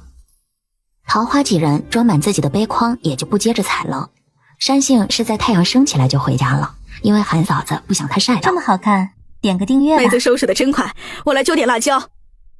拎着篮子的李大嫂还给桃花带了2块豆腐。嫂子想吃就来，咋还拿豆腐？是赵豆腐给你的，他听韩嫂子说你猪养得好，盼着过年多分些猪肉呢。村里知道的可羡慕他和薛家那油漏子了。你养的猪咋那爱吃豆腐渣和豆饼呢？就不能多吃点麦麸子？那油漏子以前豆饼都卖给喂牛的，现在都给你留着呢。明年有啥我都要，麦麸子都不一定够呢，瞧好吧。那我可得和大家伙说说，都留着不能烧火了。看你养的猪我就稀罕，你大哥还惦记着给你赶猪呢，咱村就没见过来回走的活猪，你也不放出去。行了，那你忙着，我回去做饭了啊。桃花自己知道这猪吃奶的时候没长好，也长不了太大。等明年就让他们看看什么叫肥猪。过了10几天，到了收土豆和地瓜的日子，改良的农具出了点弊端。韩嫂子跟在董大山后面捡土豆。我说大山啊，你手里头有点准头，你看好好的土豆让你刨的都是口子，还有削成一半的都白瞎了。董大山也不吱声，按辈分都比他大，他啥都不能说。谁让这搞这么快的？他没刨到自己的脚，都是已经很小心了。我就说你干不了，还逞能，爱说了吧，上前面拔秧子去。这些人都是过来先帮桃花家起土豆和地瓜的，一直是这样，先帮他家干，然后再是别家的。收完土豆，各种杂粮也进入了收获期，重复的收割、打捆、晾晒、脱粒，最后收仓。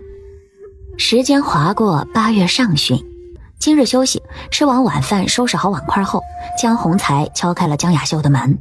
进屋看见他姐在绣一条男士腰带，他以为是绣坊的活计。姐，今天主簿和我说想要跟你说门亲事，你看。江雅秀放下手中的绣品。怎么嫌弃你姐了？江洪才连忙否认。我怎么会嫌弃姐姐？只是姐姐跟我吃苦了，主簿也是好心。姐姐若是有心，我帮姐姐相看着；若是无心，养姐姐一辈子又如何？知道让我吃苦，你又能有什么办法？靠你教那些泥腿子识字给的破菜烂瓜养我一辈子？我的事你就不用管了，管好你自己就行。他有些伤心，自从来了北京，这个姐姐就好像不是原来的姐姐了，怎么会有些刻薄？姐姐，我现在在县衙。他话还没说完，就被江雅秀打断。县衙？那是把你当傻子耍呢吧？给你的几个铜板都没有衙役来的多，天天跟着跑前跑后，真以为看中你呢？姐，你怎么能这么说？你怎么变了？我怎样？我再给你奔个前程。你出去吧，以后你会知道的。本集又结束了，我们下集再见喽。李家二嫂回来了，她带回来的东西真的是让人一喜，3匹丝绸，1匹月牙白，1匹正红，还有1匹湛蓝。这3匹丝绸正放在桃花家的炕上。二嫂，你这……梨子，你听我说，我太高兴了。这3匹啊是最早出的，上面特意吩咐要给你送来，这不，我得着信儿先回来了。看桃花要说话，李二嫂摸着布料。哎，你别吱声，这是救命的呀！咱北境是真冷，我哥就是在军营里冻死的。挨着咱们北境还有个庆国，地方不大，可是他们有亮炭，烧起来暖和。他们就喜欢丝绸，每年柿子都从南往北的运去和他们换。他们是真黑呢。这回好了，我们自己有了。桃花嫂子，谢谢你，我们的冰啊，冬天不冷了呀。桃花也不清楚他自己现在是什么心情，从来没有人会因为他的一句话、一个主意去尝试，他不敢当这样的感谢。二嫂，我就随口一说，都是你们的功劳，这些我不能收，你赶紧拿回去。李二嫂没有理他，还从怀里拿出了几张银票。给，这是500两，是上面赏你的，必须拿着。你别怪给的少啊，现在没有朝廷的军饷是真的难，这事儿也不能让你参与，你就收着吧啊。桃花看到银票也就清楚了，这事儿以后和他也就没啥关系了。收了钱也别想着以后拿这个再提什么条件，这样也好，本来他就不懂，得一笔实惠比什么都没有的强。二嫂，我这还有用蚕丝做被的法子，不比棉花被差。李二嫂听后差点从炕上跳起来。妹子，你说真的啊？桃花拉着她把大概的制作方法说了，桃花也只是眼睛会了，手没动过。李二嫂还怕忘了，特意让大弟写下来。李二嫂再一次急匆匆地走了，桃花看着丝绸犯了愁。这丝绸可是4尺5宽的，比棉布宽了1倍，1匹布可是10丈，又不能卖掉。想了想，月牙白的就给家里人做礼衣，红色留出一份当走礼的时候用，家里人的肚兜也都换成红的，喜庆。蓝的这匹中秋给虾爷爷送去。江洪才那边先不能说，尽量以后都不提这里有他的事儿。李二嫂回到家就把蚕丝做被的事和公爹李先锋说了，也把桃花的反应告诉了他。桃花是个聪明的，咱北境有了吃饭的本事，怕不是其他势力愿意看到的，他不提参与更好。李大爷把在炕桌上写的信装到信封里。你给秦主簿带去，与他说再好好考察一下江宏才的为人。桃花一直在咱们眼皮子底下，不能让江宏才那里出了岔子。这么好看，点个订阅吧。李二嫂收好了信说：爹，我听说王爷想让咱们回去。对，养蚕这事儿瞒不住的，王爷想让咱们和先生去安庆城，安全些。都去？都去。王爷慢慢把一些事情都交给世子了，我们这些王爷的老部下也该过过平静的日子了。你回去与老二把这些都交出去，早点回来，好好把小木头养大是正事儿。你还没看桃花那丫头养的猪吧？以后啊，就跟她学着养猪，种地，挺好的。爹是又想小妹了。是啊，她要是活着和桃花一样大，可喜欢吃肉了。行了，我让你大哥送你去城里，在城里住一晚，明日再走，就别让三木头见到你了。原来这个村子里大部分的人都是以前帮北静王打探别地民生的，要不就是这些人的家人。李大爷的小女儿就是在打探的路上生的。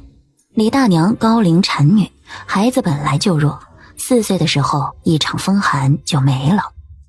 晚饭后，桃花正抓着小弟洗头，小家伙哪里都好，就是不愿意洗头和剪脚指甲。眼睛进水了，嘴里也进水了，我不要洗。不要说话，闭紧眼睛，水就不会进去。洗头有什么好怕的？不洗，头上长虱子，咬你一身的包。给小弟洗完头，自己湿了半个身子，看来啊，真得买个浴桶，直接洗澡就好了。就是来回打水不方便，大哥啊，太辛苦了。这么好看，点个订阅吧。李二嫂回来又走，并没有给桃花带来什么改变，她还在盘算家里以后的计划。李大爷第2天的到来，是真的打破了桃花的打算。过来找你有事儿，咱俩聊聊。桃花以为是要和他聊李二嫂的事，也拿个小板凳坐了过去。我可爱和您聊天了，啥事儿？您说。咱们村啊得搬走，这个地方得让出来，就是问问你想要啥样式的房子，现在就得盖了。桃花有些奇怪，哪里有村子集体搬的？试探地问道。为啥搬？搬哪儿啊？啥时候搬？搬去安庆城附近建个新村，怎么也得明年。先来问问你要多大的房子，好安排。见李大爷不谈搬走的原因，看来这不是他能问的。那肯定是越大越好呀。大爷房子是红砖的吧？机灵鬼儿，是红砖的，还越大越好，最多5间房，你想想咋盖？院子给你留大些，以后自己盖。桃花讨好的模样逗得李大爷直笑。好嘞，等我画个图，晚上给您老送去。那我小妹和我爹娘咋整？江宏才也去吗？江宏才是咱村的人，肯定一起走。咱们王爷就在安庆城，那里对于他来说比这里强。这事儿你先别和他说，他家就2个人，好安排。咱们安顿好就可以去给你爹娘迁坟。我知道你爹葬哪儿，你娘你们记得吗？我大哥记得，那就到时候一起接过去。大爷搬家能把猪带走吗？桃花又想到他养的猪。鸡鸭鹅能装筐里带走，猪不行。养这么肥，不杀了留着干啥呀？我要留母猪下崽，我养的母猪可壮了，肯定下的小猪也壮。你可真能，都杀了吃肉。对了，你猪圈要啥样的也画上，要是还能养猪就更好了。李大爷起身要走，都盯着他养的猪呢。要是3头杀2头吃也就那样了，5头猪还杀2头，那可不行。这么肥的猪得吃个够才行。那大爷猪圈也要红砖的？猪圈要红砖的，你再给他起个炕呗。桃花一想，小猪要是冬天生，保暖是个问题。行，起个炕也行。李大爷气得抬脚就走，还洪亮的来了一声：你给我滚犊子！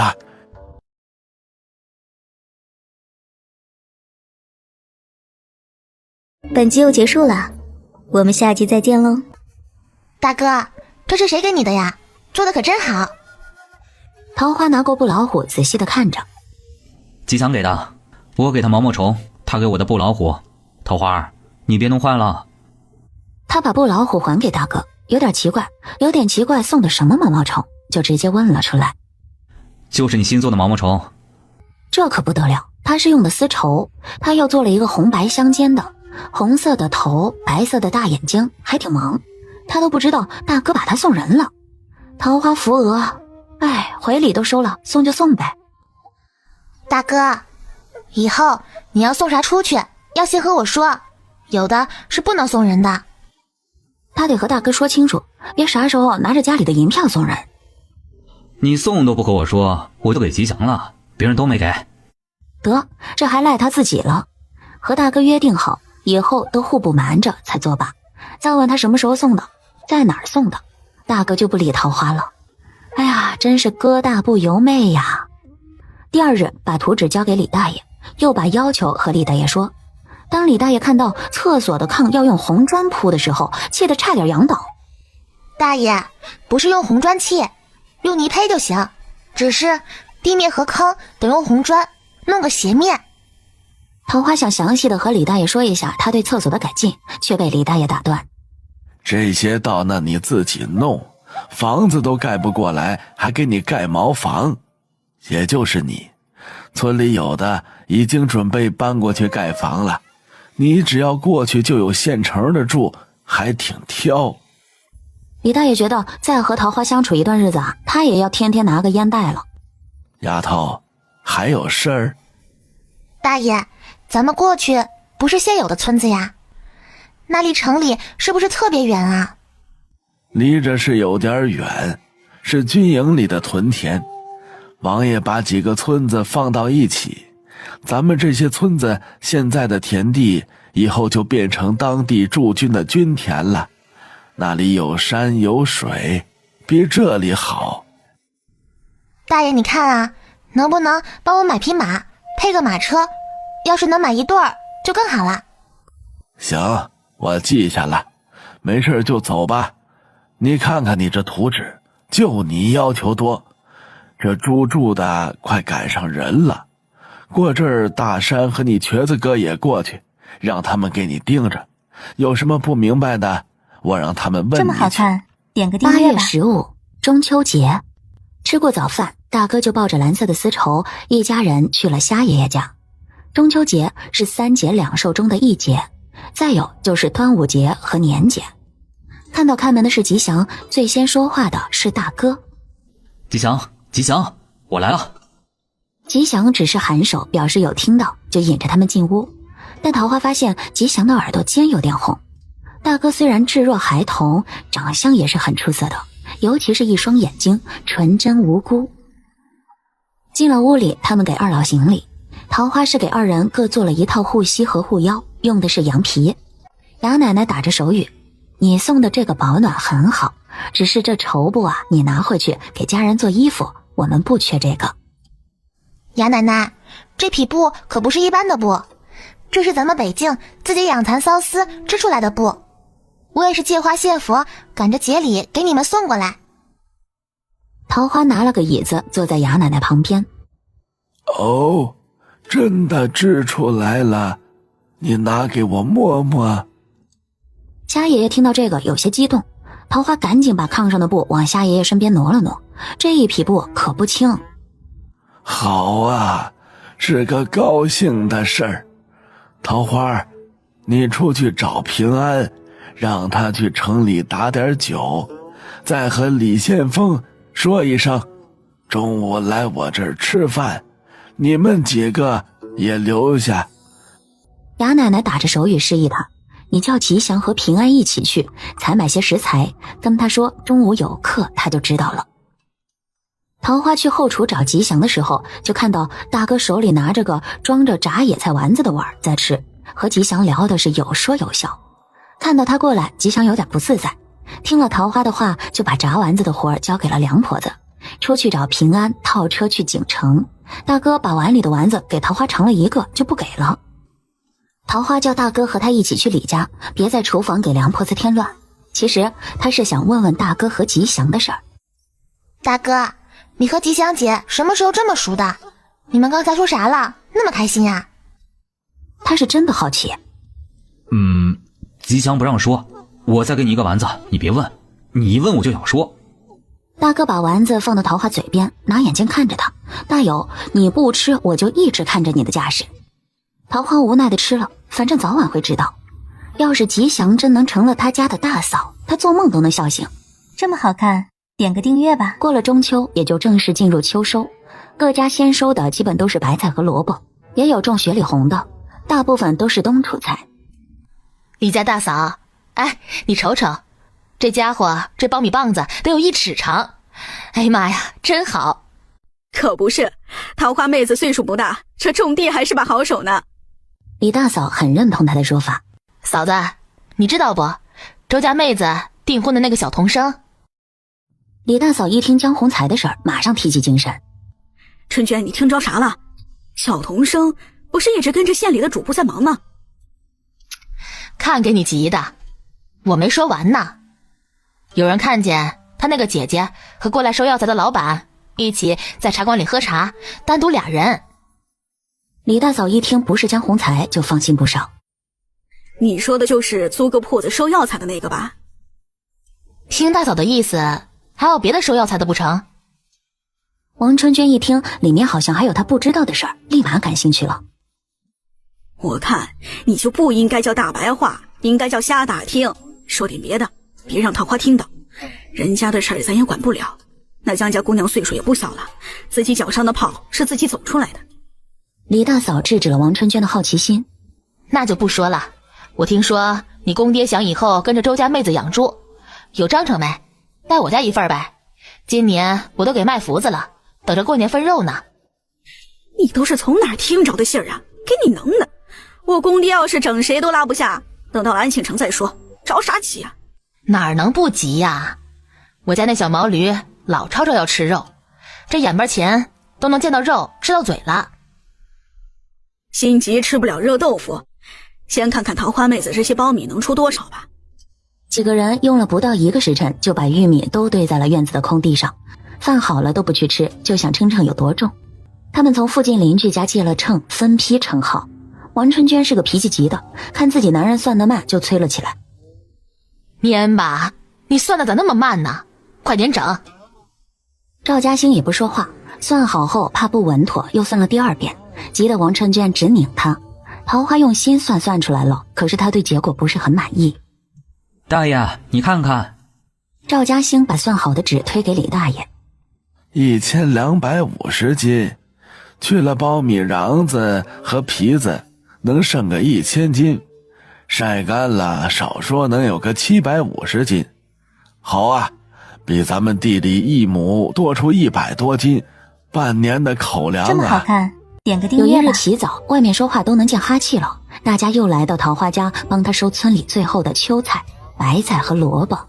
韩嫂子今天算是第1次见到桃花家种的碗白菜，拎着自己带的菜刀在前面砍，李大柱和大哥在后面往柳条筐里收。桃花呀，我还寻思你这白菜都得是扒了颗没爆团的白菜呢，没成想长得挺好啊，团得也挺紧的，这直接拿回去就腌酸菜了。我们种的都得等到日子才能腌，走时我拿2颗回去吃个新鲜的。嫂子尽管往家拿，咱们也不知道啥时候走，要是禁酒走，这些运不走，咱都吃了。桃花把前面砍下来的不好的白菜叶子单捡出来留着喂猪。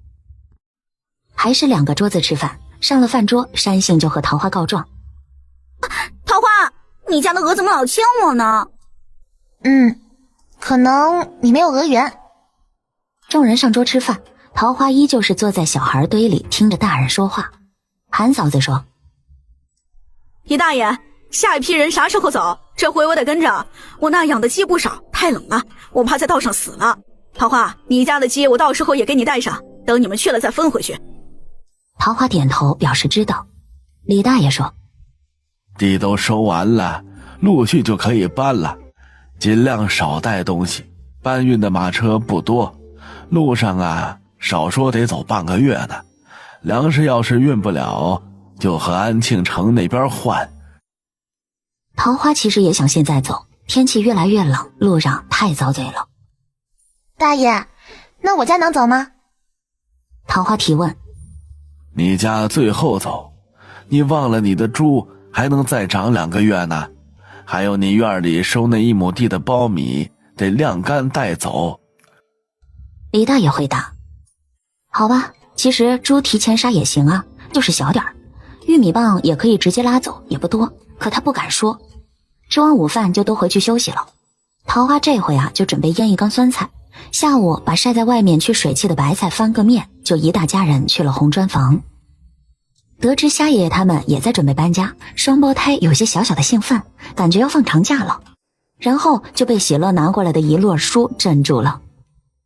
这些你们要抄出来背诵，还有你们的马步也要每天练，教周风族背书，暂时就这些。对了，每天写1幅字。二弟抱着书欲哭无泪，这比平时的课业还多了不少。桃花正暗暗笑着他们的寒假作业，有一段时间没见的如意拿着一块白色锦缎和上好的绣线过来了。我这刚回来没几天又要分开了，那夫人说修个炕屏，这就是你过年的节礼了。这回轮到双胞胎笑他了，他们知道他们的这个姐姐啊，冬天想学用镊子编各种用具，看样子是不行了。本集又结束了，我们下集再见喽。10月初9，一大早天上飘起了雪花，这天也是桃花的生日。北境是不给满周岁后50岁前的人庆生的，桃花也就按着规矩来，只是早上煮了面条。他现在还不知道有个人满心欢喜的想来给他庆生，却遭遇了人生第2次的打击。景城江家。江宏才，我再问你一遍，你跟不跟我走？江宏才一直以为这几天江雅秀收拾行李是等着去安庆城，没想到他是想跟个药材商走，他都不知道哪里来的药材商。姐，骗则为妻，奔则为妾，你知道你在干什么吗？宏才，姐知道，胡老板人不错，他会娶姐为平妻，他笔明父母要在这娶我，可今年的雪估计是大雪，他要是不出发，这收的药材可能在年前运不回去。江宏才不接受这个解释。哪里来的胡老板？平妻算什么妻？我们就可以去安庆城了，那里肯定会有适合姐姐的良缘，你为什么要走？他有些失控地对江雅秀吼：留在这里做什么？吃土吗？胡老板给我买首饰买衣服，可以给我好的生活，还能带我离开这个鬼地方，我为什么不走？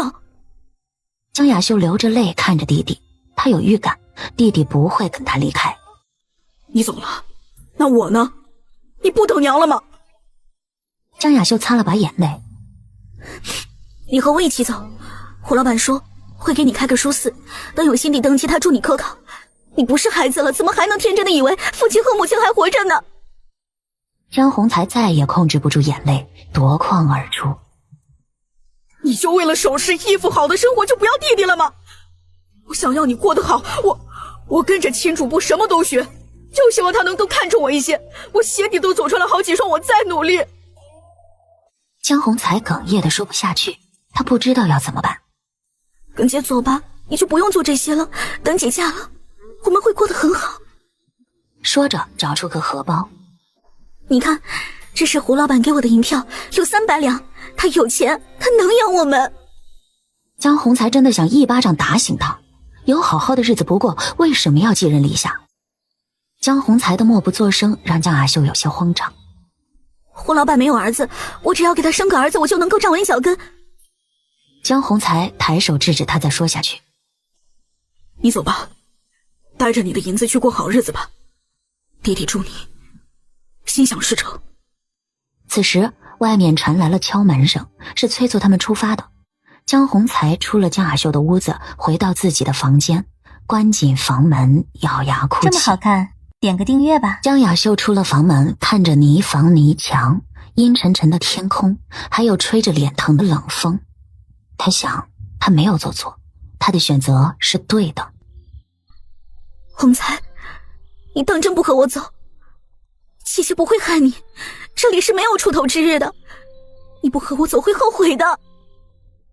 看到家丁把他的箱子都搬出去放到马车上，他知道不能再等了。好，我把胡老板家的地址给你留下，记得去找我，银票我也给你留下。姐走了。听到外面搬东西的声音消失，江宏才起身开门，大门处已经空无一人。跑进江雅秀的房间，箱子都被搬走了，只在炕上留下一张纸与几张银票。他抓起银票和地址就追了出去。姐，你回来！江宏才跪在雪里，向着马车方向喊着，他追不上了。好似听到喊声的江雅秀掀起马车的车窗，向后看去，除了城墙白雪，什么都没有。车里留着八字胡，看着30多岁的颇为精明的中年男人牵起江雅秀的手，安慰他说明年会带他再过来看他弟弟，等他弟弟真的吃到苦了，就会知道他的苦心了。江宏才跪在城门口，早已流不出眼泪。风吹得城门口的官兵脸颊生疼，他好似没有感觉。官兵看他跪得不动，天又下着大雪，怕他出事儿，上前搀他起来。小子，看你这穿着是个读书人吧，赶紧回家，别在外面冻坏了。家，他没有家了，他的家人都离开，不要他了。他顺着官兵的力道站起来，向城里走。官兵看他走了，也没再管他。进了城，江宏才不知道要去哪儿。他错了，他不应该让他姐走的，怎么就放他走了呢？他要把地址留好，去把他姐找回来。江宏才把写有地址的纸放进怀里，摸到一个装着镯子的荷包。是了，他是要去给桃花庆生的，他可以去找桃花。两人唠着闲嗑，就听到院子里的大鹅不停地叫。大哥从西屋出去看了之后，也回来叫桃花。等桃花和李大嫂出去的时候，看到的就是身上头上落了一层雪，嘴唇发紫，穿着单薄，衣服上还有污渍，倒在地上的江宏才。桃花也不知道发生了什么，就让大哥把人往屋里背。不行，桃花不能进屋，你屋里太热，他手都发白，这是冻伤了。快，丰收啊，拿板车推我二弟家，他家没人，没怎么烧火。这么好看，点个订阅吧。到了李家，李大爷也赶快出来帮忙，他比较有经验。先是摸了下他身上的体温，还好，除了手脚和脸，其他的地方是热的，没有冻僵。看见桃花端水进来，李大爷用手摸了下水温。不行，屋里的水还是有点热，往里放些血，要冰手才行。老大媳妇儿，去老二屋里把被拿出来，多拿2床。李大嫂听后赶忙去拿棉被。接下来他们要给江宏才检查身上有没有冻伤，桃花不适合在屋里，就把他赶了出去。双胞胎已经把毕大夫找来了，周家几人无事可做，李大嫂让他们回家找茄子根。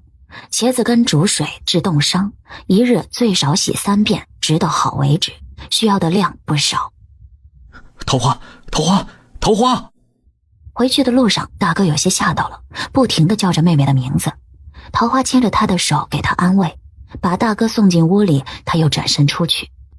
封仓、封福，你们进屋看着大哥和小弟，先给大哥一块糖吃，再有多冲碗糖水喝，水热一点，烧水煮些艾蒿，一会儿你们都泡泡脚去寒。对了，柜子里有我买的干姜，要是找到了就一起煮糖水喝了。姐姐去找茄子根，家里就交给你们俩了。二弟周风福有些担心地拽着桃花的衣服问：姐，宏才哥会没事吧？会没事的，去看看小弟，姐一会儿找完就直接去李家，晚饭前我就会回来。找出家里的茄子秧，把根砍下来装到柳筐里，就去了李家。大柱，等雪停了，你去打听一下这是怎么回事。前儿秦主播还说他表现不错，今儿个怎么成了这副样子？毕大夫给江洪才诊完脉，对李大爷说：哎呀，怒火攻心，受了一些刺激。我这里还有些牛脂樟脑膏，还好他是一路走过来，冻伤不算太严重，直接擦就行。毕大夫拿出一个小瓷罐放在桌子上，接着嘱咐道：晚间估计会发热，我回去配好药，让小六送过来，先给他喝了，发热了再喝一剂，若不退热再叫我过来。李大爷送毕大夫出屋，回去摸了一下被子里的温度有点升高了，放心了不少，回暖了，问题就不大。爹，还要再泡水吗？李大柱没有他爹有经验，掌握不好时间。泡，把手脚拿出来，往水里再加些缸里的水，泡一会儿，加一些，直到全用物理温度的水泡一炷香，然后就可以涂上牛油膏了。我也有好多年没有遇到这么大面积的冻伤了。本集又结束了，我们下集再见喽。大娘，我来啦。李大娘已经煮了一锅茄子跟水，倒在桶里放凉。是桃花啊，你大爷在那屋呢，你过去吧。哎，丫头过来了，不用担心，毕大夫手里的药很好，没事儿，我和你大哥看着呢，你回去吧，也帮不上忙。他没说江洪才现在身上什么都没穿，他在这里啊不好。可是桃花，听你大爷的，这有我们呢。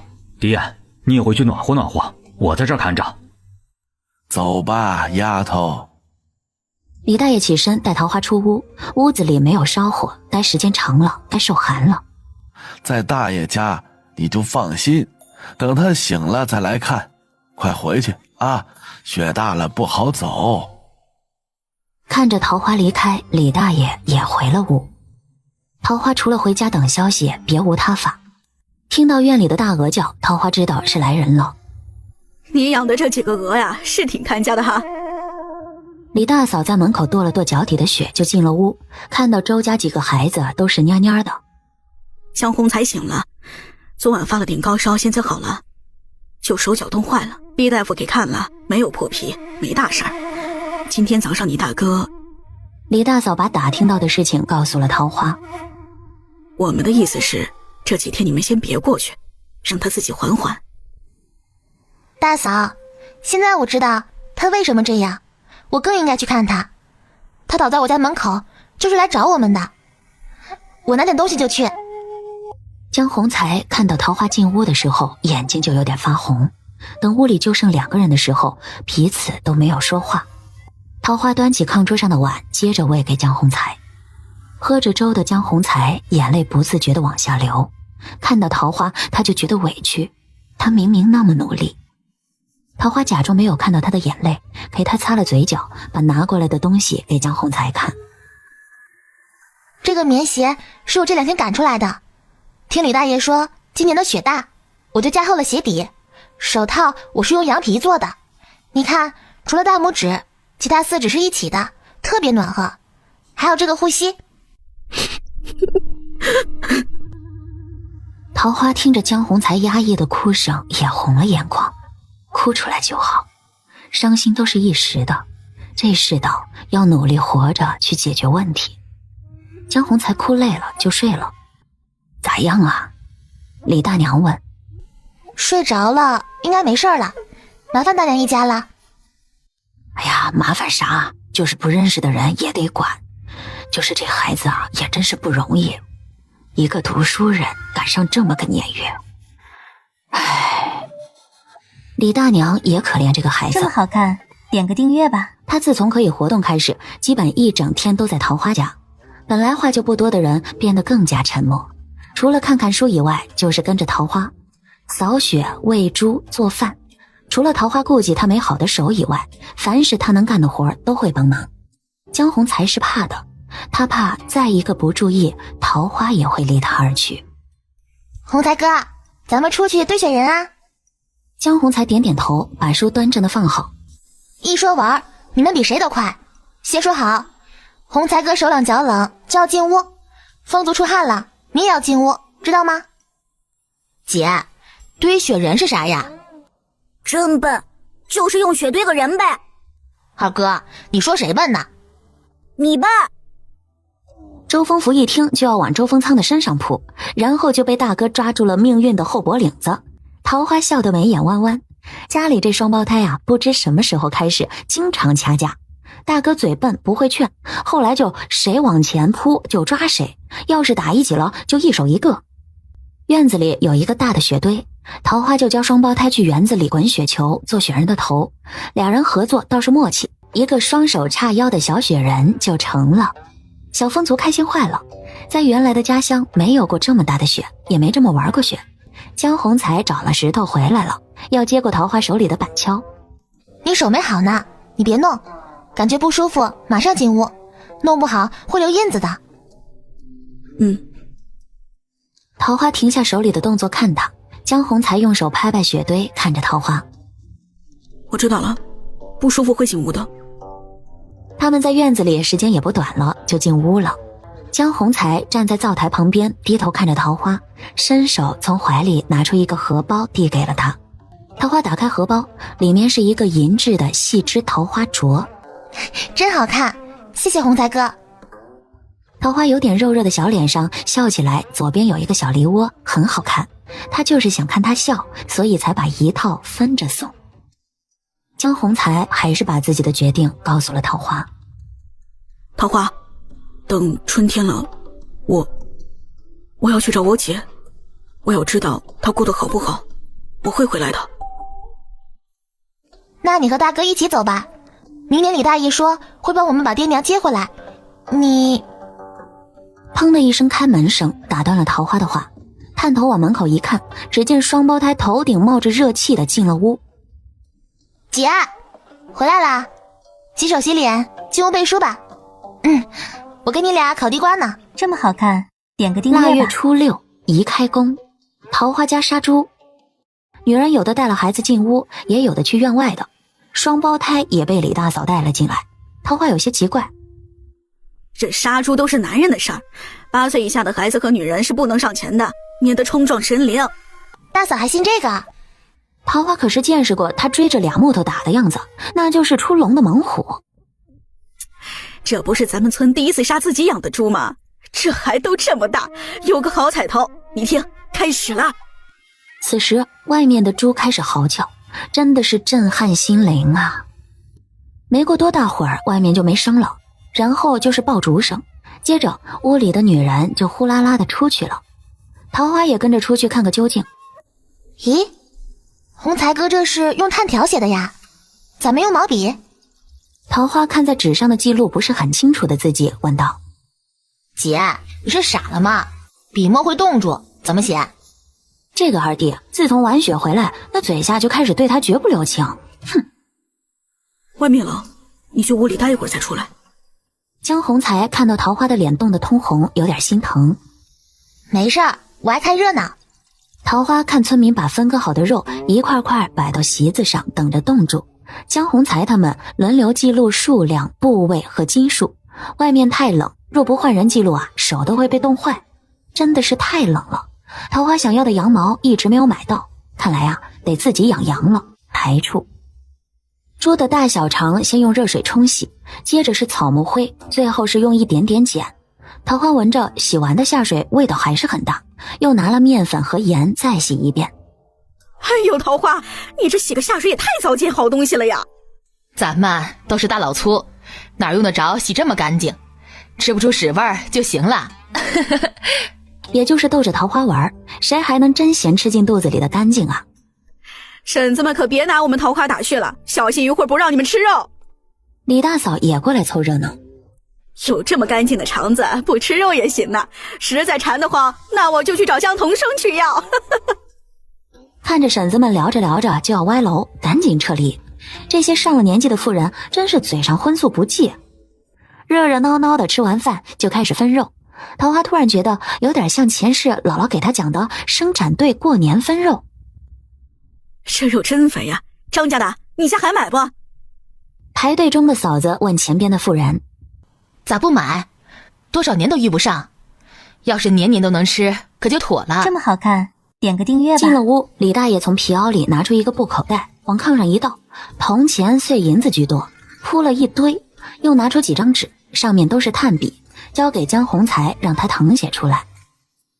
这些钱是昨天的肉钱，运走的那些我先垫上，这里一共29两8钱60文，你算算。您老都帮我算出60文了，我还算啥？说着把钱推到了双胞胎面前。你俩数。双胞胎很是无语。桃花，你算算你这挣多少，要是成，大爷明年跟你一起养，你看咋样？他看出来桃花这丫头啊，别的不说，养猪是个能耐的。那咋不行？这5头黑猪连和苞米面啥的算一起，大概吃了10两银子。要是我不留猪肉，能剩20两，一头就是4两，我们就能多种苞米、黄豆。别的不敢说，要是猪多吃苞米，7个月我能让他们个个都是200斤。还有，桃花还要继续说，却被李大爷打断。你先别还有，我缓缓。油坊豆腐坊扩建可以，产出来的东西往哪儿卖，还得有专门收黄豆的人吧，这样种地养猪人手不够啊。大爷，您不是说咱们去那儿种的就是以前的军田吗？那咱们离军营就不远，我们可以把多的豆腐和油卖到军营，少收点钱，农忙的时候借给咱们一些人不就好了？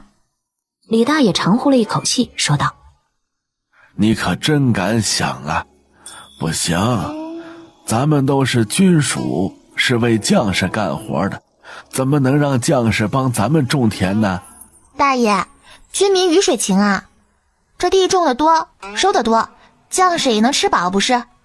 再有，那火头军或者不能上战场负责江洗的士兵人数也不少，抽出1天就能帮咱们把活干了。军民鱼水情，是鱼啊还是雨啊？大爷，这是重点吗？话说的多都觉得嗓子累。好了好了，岁数不大心挺大，咱们到那地都是这里1亩换1亩，咱们村的地少得开荒，牲口不够，也不一定能伺候得过来。李大爷也知道桃花想法是好，可是饭得一口一口吃不是。本集又结束了，我们下集再见喽。桃花在家吗？听到是李大嫂的声音，桃花放下手里的绣棚，去门口迎接。这外面又下雪了，桃花呀，把你家扫炕扫帚啊给我扫扫雪，要不话屋里都是水。说完话，李大嫂又出门了。桃花拿着扫帚出去到门口，给她扫完身上的雪后，俩人就一起进了屋。放下背篓，李大嫂把皮袄脱下来放在炕上，靠坐着喘气。桃花，给我倒碗水，哎呀，累死我了。桃花兑了碗糖水递给李大嫂。嫂子这是去哪儿了？外面没下那么大的雪呀。和你大哥啊撵兔子去了，这皮袄太沉了，雪都是从树上掉下的。给你送2只兔子，1只野鸡。一口水喝完就去拿背篓。李大嫂是活的呀。听着这话，屋里的大弟他们也出来看。李大嫂给二弟一个脑瓜崩。我当然是活的，找2个大筐装兔子，野鸡呢就拿个绳拴脚，放仓库养到年前，现在都太瘦了。然后也不管他们，牵着桃花进屋。妹子，你整的手套是真暖和，你上次说的那个帽子做出来没有啊？哎呦，你瞅我这耳朵都有点冻坏了。桃花看李大嫂的耳朵发红，还真是。我就做出一个小弟戴的，太费皮子了，兔子皮太小，瘸子哥给我拿的羊皮，我做皮袄还不够，要不用羊皮做能好点。还把小弟叫进来戴上看看是啥样。你说你脑子咋长的呀？这帽子好啊，你那时候说我就没明白啥样，你还在外边啊绷了层粗布呀，好看。这快年跟前了，城里有大集卖皮子的，明天咱们就去看看有啥卖的啊。不一会儿，大哥他们放好兔子野鸡也进了屋，一个个搓手跺脚。桃花坐在炕上，被他们带进来的冷气打了个冷战。你们去放兔子去了？放好了，去菜窖拿的菜又窝味的，看兔子吃来着。李大嫂你撵我们回来的。听着江宏才说的话，再看他们从大到小蹲一排在炕头上，桃花就跟点了笑穴一样，笑得停不下来。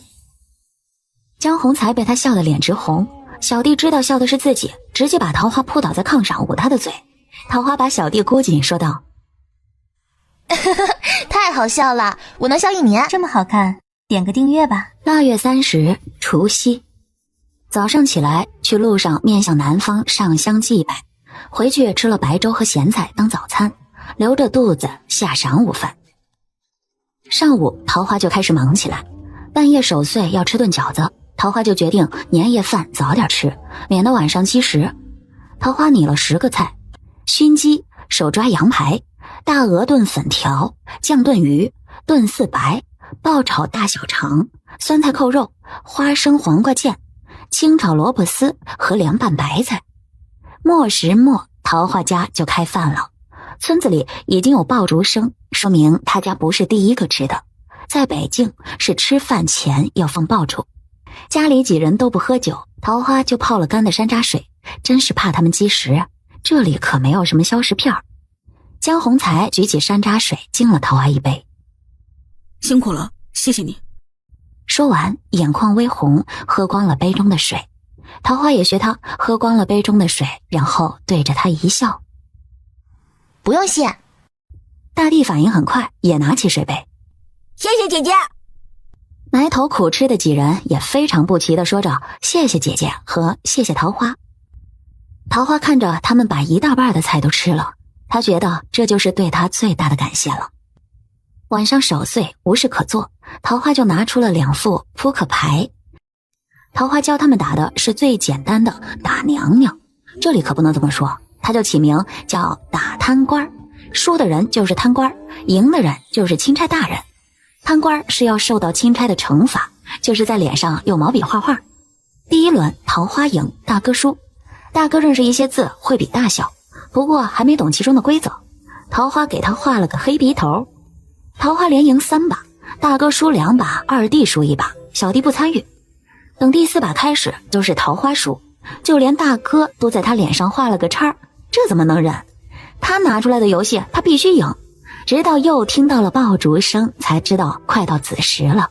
桃花脸上也没有什么地方可画了，他就觉得脸紧绷绷的。我去包饺子，等着我以后教你们明黄暗榜和斗地主，我肯定能赢回来。说着就去厨房包饺子去了。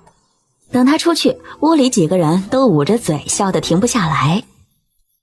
姐也太傻了，都没发现咱们是一伙的。可不是，红才哥帮他打咱们，他还反过来管红才哥。大弟也才发现他姐今天是真傻，也只有大哥是笑桃花的满脸黑。江宏才控制好情绪，去厨房帮桃花包饺子。这么好看，点个订阅吧。把小弟叫醒，吃了1个饺子。桃花在3个饺子里放了铜钱，也都让他自己给吃了。看来啊，明年就算散财也会来财呀。吃过饭，大家都睡了，桃花就把自己编的百岁钱放到了几个人的枕头下。百岁钱就是100个铜板用红绳编在一起，这个压岁钱就叫百岁钱。而在他睡着后，也有人在他枕头下放了百岁钱。初一早上，桃花是被屋外的爆竹声吵醒的。看了眼天色，估计是40初，小弟和双胞胎都还没醒。大年初一这一天是不兴把人叫起的，要睡到自然醒。他们家今天也不出去拜年，桃花也就没有故意弄出声音把几人吵醒。爬起来叠好被子，发现枕头下的百岁钱编得歪歪扭扭的，看红绳的折痕也是拆过再编的。微微一笑，把它收到箱子里。去厨房烧水洗漱，发现灶上的锅里已经有水，看着这热气的水应该是烧了有一阵了，还以为早上炕没凉是昨晚烧多的，原来啊是家里有了位田螺先生。大年初一第一餐吃饺子，馅儿是昨晚备好的，猪肉羊肉馅儿。和好面，江宏才也来厨房帮忙。小弟3个，其他人1人6个饺子三阳开泰，六六大顺。外面响起喊桃花的声音，是李大嫂来了，跟着来的还有3个木头。和周家的几人有一段时间没见了，进屋说了句过年好，孩子们就像双胞胎冲了过去。桃花进屋拿出3个用红纸包的小红包，里面装的都是6文钱，给了3个木头。收回去，你还没成家不用给。李大嫂推拒，大过年的，嫂子可不能和我撕吧。行行行，木头呀，快谢谢你们桃花姑姑。看3个木头叫姑姑道谢，桃花摸了摸鼻子，他就比大木头大3岁。好了，去那屋玩吧，压岁钱我给你们存着，以后娶媳妇用。看来啊，古往今来的压岁钱都是被父母存着的。这是我公爹给的，可不是我给的，都收着。门口呢还有只豹子腿，那是我家的，想着收起来啊。那大嫂帮我给大爷大娘带个好。正好大嫂帮我把节礼带回去。去箱子里拿出2个布包，里面包的是裁出来的红色丝绸。虽然给李大爷2老送红色有点不合适，但相比白色还是好的。大嫂和大爷家各1份。李大嫂打开一看，捂嘴直乐。回去我让我婆婆用这料子给我公爹做个肚兜。点个订阅吧。初6，桃花一家去李大爷家拜晚年。大爷大娘过年好。人没进屋，声音先道：哎，过年好，快进来。李大娘正坐在炕沿做针线活，听到声音起身向外迎，看到是桃花一家都来了，招呼他们坐下后就去厨房拿吃的。大娘不用拿，在家都吃了的。你没看到我们都胖了吗？我大爷没在家呀。我炸了麻花和萝卜丸子，可好吃了，都尝尝。哎呀，你大爷去城里了，你过来，正好帮我端一样。李大娘把装着小麻花的大碗递到了桃花手里。李大娘一手拿个空碗，一手拿着丸子，进了屋，把麻花和丸子剥出一半放空碗里，叫过来大哥。丰收啊，大木头他们在家呢，去吧，上你大哥那屋啊找他们玩去。红财就留下和大娘唠唠。看着大哥带着3个小的出去，李大娘上炕盘腿坐下，把碗往他和江红才中间推推。来来来，都吃点。桃花，你看你还别说，一段时间没见，没少长个儿，哎呦，也胖了不少。过年这1个月吃得好，就长得快。大娘没看出来我也长个了吗？桃花站起来让李大娘看看，好像是长了。我咋听着你好像开始变声了呢？有没有话说得多就嗓子疼，大声喊不出来？桃花摸摸脖子，他话一说多就嗓子疼有一阵了。看他这反应，李大娘就不让他再说话了，转头看向江红才。红才啊，你姐的事儿我们都知道，你是咋想的呀？这是事发之后第一个在他面前直接提起此人的外人。本集又结束了，我们下集再见喽。看着面容慈善、眼角和唇周都有皱纹的李大娘，这是关心而不是看笑话的一个人。等天气可以出远门了，我就去找我姐姐。周大哥也是要去接周伯父、周伯母回来，我们就一起走。他没有直视李大娘的眼睛，他觉得是他没做好，姐姐才会想着离开。对，去看看也好，这事儿啊不怪你啊，是咱们北京这地方啊留不住贵女，风大天干，那娇娇的小姑娘脸都能吹成土豆皮儿。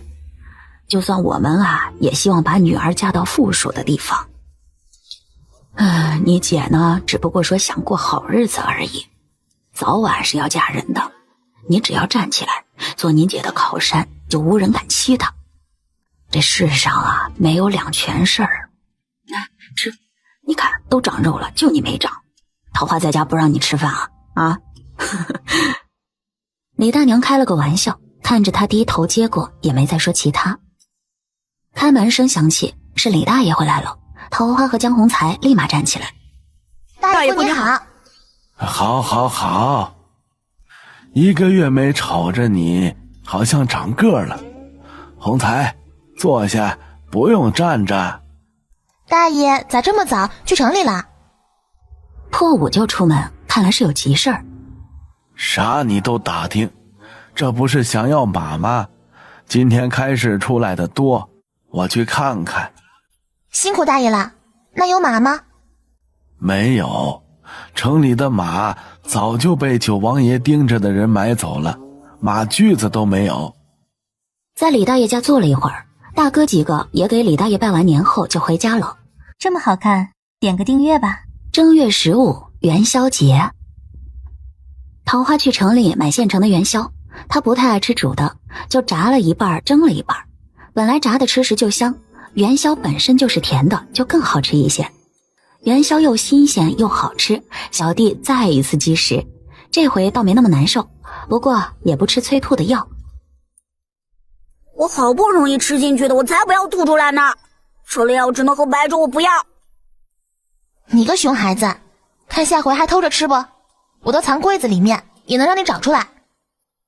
哼，我不是熊孩子，我是周家的孩子。姐姐有好吃的藏起来，我就都吃掉。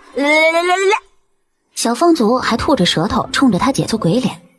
桃花拿起扫帚就要打，大哥和双胞胎都上前拦着，偷吃他们也有份啊，家里也就小弟能翻到桃花藏的吃的，下次不带他们了可不行。看他们这样还有啥不明白的，那么一大碗元宵也不是小弟一个人能吃完的。接下来的几天就是为了出行做准备。李大爷说李瘸子会回来，带着大哥和江洪才尽量赶到天热前重新下葬。正月22，惊蛰宜出行。桃花在城门口送别大哥他们。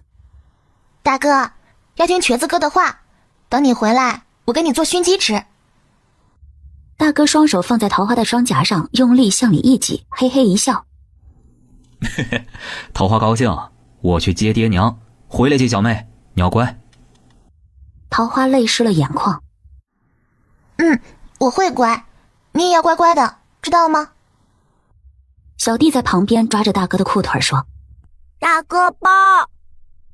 弟弟们和大哥告别，桃花走到江洪才身边，不知道要说什么。我会回来的，他许诺道。丫头放心，要是跑了，抓我也给你抓回来。李瘸子手攥着鞭子走过来。瘸子哥。李瘸子就受不了小姑娘的撒娇，捂着嘴表示不说了。瘸子哥，这里是200两，我也不知道够不够，给我父母专供好官，这一路上要您照顾了。桃花拿出个钱袋递给了李瘸子。李瘸子抬手给了桃花一个脑瓜崩，接过钱袋招呼人上车赶路。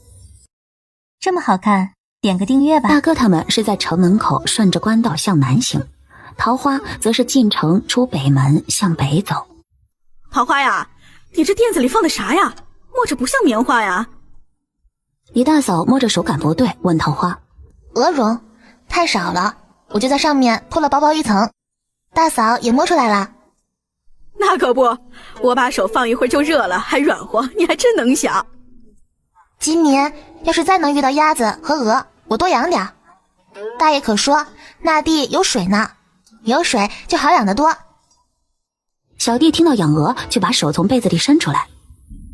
我要放鹅。放，都给你。老实躺着，生病就给你灌药。周风族躺好之后，和2哥3哥挤眉弄眼，来北京的路上都没事儿，现在被他姐裹得像个球，才不会生病。中午原地休息，桃花烧水冲的油茶面，里面他还掺了炒熟的花生碎，香香甜甜的。桃花，你炒面炒得好像没有那么大的火气啊，喝着好像不太一样，不是高粱面吧？我用白面炒的，先把白面蒸一炷香以后再炒，喝着不上火。咱们这一路得喝不少，就加了一步。李大娘没有再说话，虽然不把他们当外人，也得注意一些。到了安静城，什么人都有，得让老头子提点一下。说着，端着碗就去找李大爷去了。桃花这一路还算顺利，可江洪才那里遇到了点小麻烦。大哥，你闻着没？这吃的啥也忒香了，咱们现在就上吧，就算把这吃食抢下来也值啊。是啊，大哥，咱们上吧，好几天都没开张了，今早到现在还没喝口热水呢。下手啊，就4个人，还有个半打子。不等了，上！王二，一人卸个胳膊就行。丰收啊，听说你和平安学了不少，来人了，练练。李瘸子说着，拿起身边的棍子站了起来，动了动脖子。江宏才举着尔康手，话还没说出来，那边就结束了。他有点傻眼，这不是普通村民吧？桃花的大哥啥时候这么厉害了？不错啊，小子，和平安好好学，那人的身手可是头子。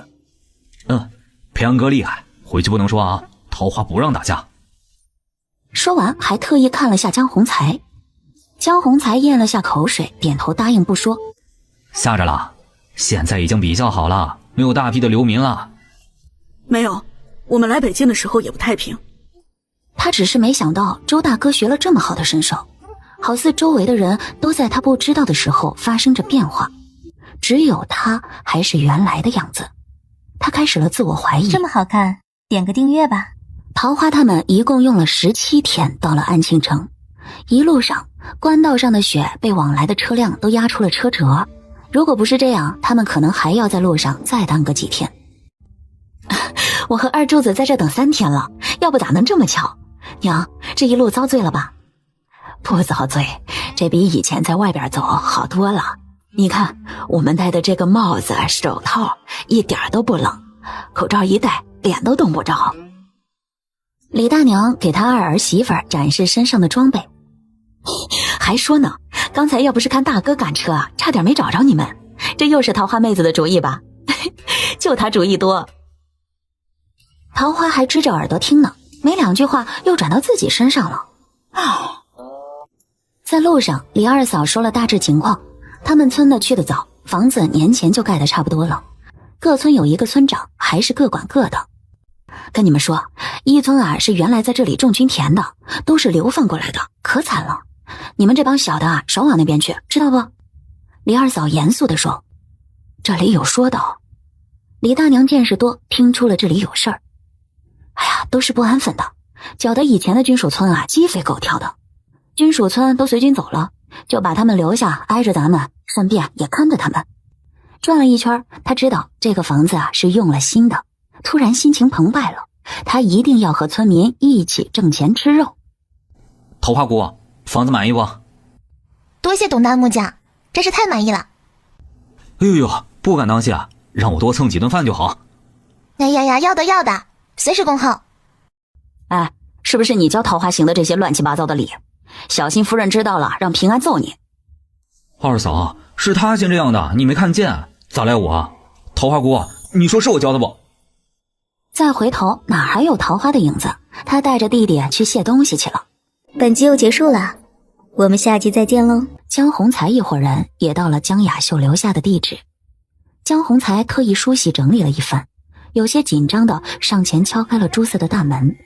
开门的是个稍有些年纪的婆子。找谁？大嫂你好，请问这里可是胡守财胡老板的住址？找胡守财的，你来晚了，早1个月就搬走了。这个后生长得倒是不赖，也不知道找那个混蛋什么事儿。江宏才一听，上前抓住妇人的手臂。怎么会搬走了呢？搬到哪里去了呀？有没有留口信？有没有一个叫江雅秀的给他弟弟留的口信？干什么？放手！年纪不大还敢动手动脚，老娘是你能肖想的？什么江雅秀，找女人找到老娘这里来了，你也不去打听打听？你这妇人抓着门框看着李瘸子，说不出来话，以为又有流匪出来。这位大姐啊，你只要好好回话，我们就不伤你。回话？我说1个月前他把这房子卖给我，我东家了。你们问的是他那个妾吧？那女子有了身孕，说是要送到他正室那里去养胎。你知道的还不少，那你可知这个胡老板为何要把宅子给卖了？人又搬去哪儿了？正室家又在何处？我真不知道啊，各位好汉，我就是看宅子的。你最好把知道的都说出来。哎呀，你们可别说出去，我也是听说的。那个胡老板不是个东西，他的正室生了2个女儿，伤了身子，他就在外面骗那些个小姑娘给他生儿子，听说生了6、7个都是女孩。他把那些生了女孩的，连大人带孩子都卖了。这回听说是那个正室去算命，说他在外身有杀孽，他那个大舅子查出来的，这就回去了。江宏才听到这儿已然站不住了，直接跌坐在地。王二马上架起他往马车上走。真不知道搬到哪儿去了。好汉大爷，我是真不知道，这胡老板在这置的宅子才这2年的事儿，他的事我也是偷听我东家说的。对了，他岳家姓胡，就这些了。李瘸子看是真的问不出来什么，就转身去了马车。周丰收蹲在他前面啃着萝卜，他抬起脚踢了一下江宏才的小腿胫骨，用力不小。疼痛唤醒了江宏才的神智，抱着小腿又要哭。起来，四处打听打听，看有没有知道居住的。坐在这里有什么用？至少你姐现在是吃好穿好的，没有被卖。在附近询问了3天，没有人知道这个胡老板从哪里来又到哪里去。马车一路向西去了桃花他们来时的路，江宏才的奢望也随风消失。点个订阅吧。你这是挖菜去？看他拿着个篮子，里面放着柴刀。对啊，王婶子说山脚下阳坡，婆婆丁都挺大了，你拿着东西咱们快点，别让人家抢了先。我不进屋了，在院子里等你。桃花是真的佩服王春娟王嫂子，家里那么忙，都是咋知道大事小情的。你成婚的日子往后延了，定到啥时候了？秋收后，这样也好，我在家又多待了半年。今年春天太忙了，有喜事的都往后推了。两人结伴向山下走去。前面的2位姑娘，等等我呀！是叫咱们的，看看他要啥。桃花在原地等了一会儿，看到跟上来的人就是总在他家前面溜达的人。山杏也认出来了，这是总在他家后院子转圈的那个。我是1村的陈景儿，你们叫我陈姐姐就好，我可以和你们当朋友。你是谁呀？还让我们叫你姐？我15，你多大呀？桃花转头看山杏，不应该问为什么要和他们做朋友吗？为什么要问年龄？让你们叫你们就叫好了，你们这是要去哪儿啊？桃花叹了口气，抓着山杏扛起铁锹，转身向山脚走。桃花也不管他是否跟着自己，他有铁锹，山杏有柴刀，谁怕谁啊？等到了山脚下，已经有不少人在挖野菜了，都是不认识的。桃花两人找了个人少的地方。桃花，回家再弄多好，这样挖的就少了。现在人也不多，也不赶时间，回家弄一院子还得扫。他看见一小片小根蒜，马上拿锹去挖。陈景儿看机会来了，马上上前。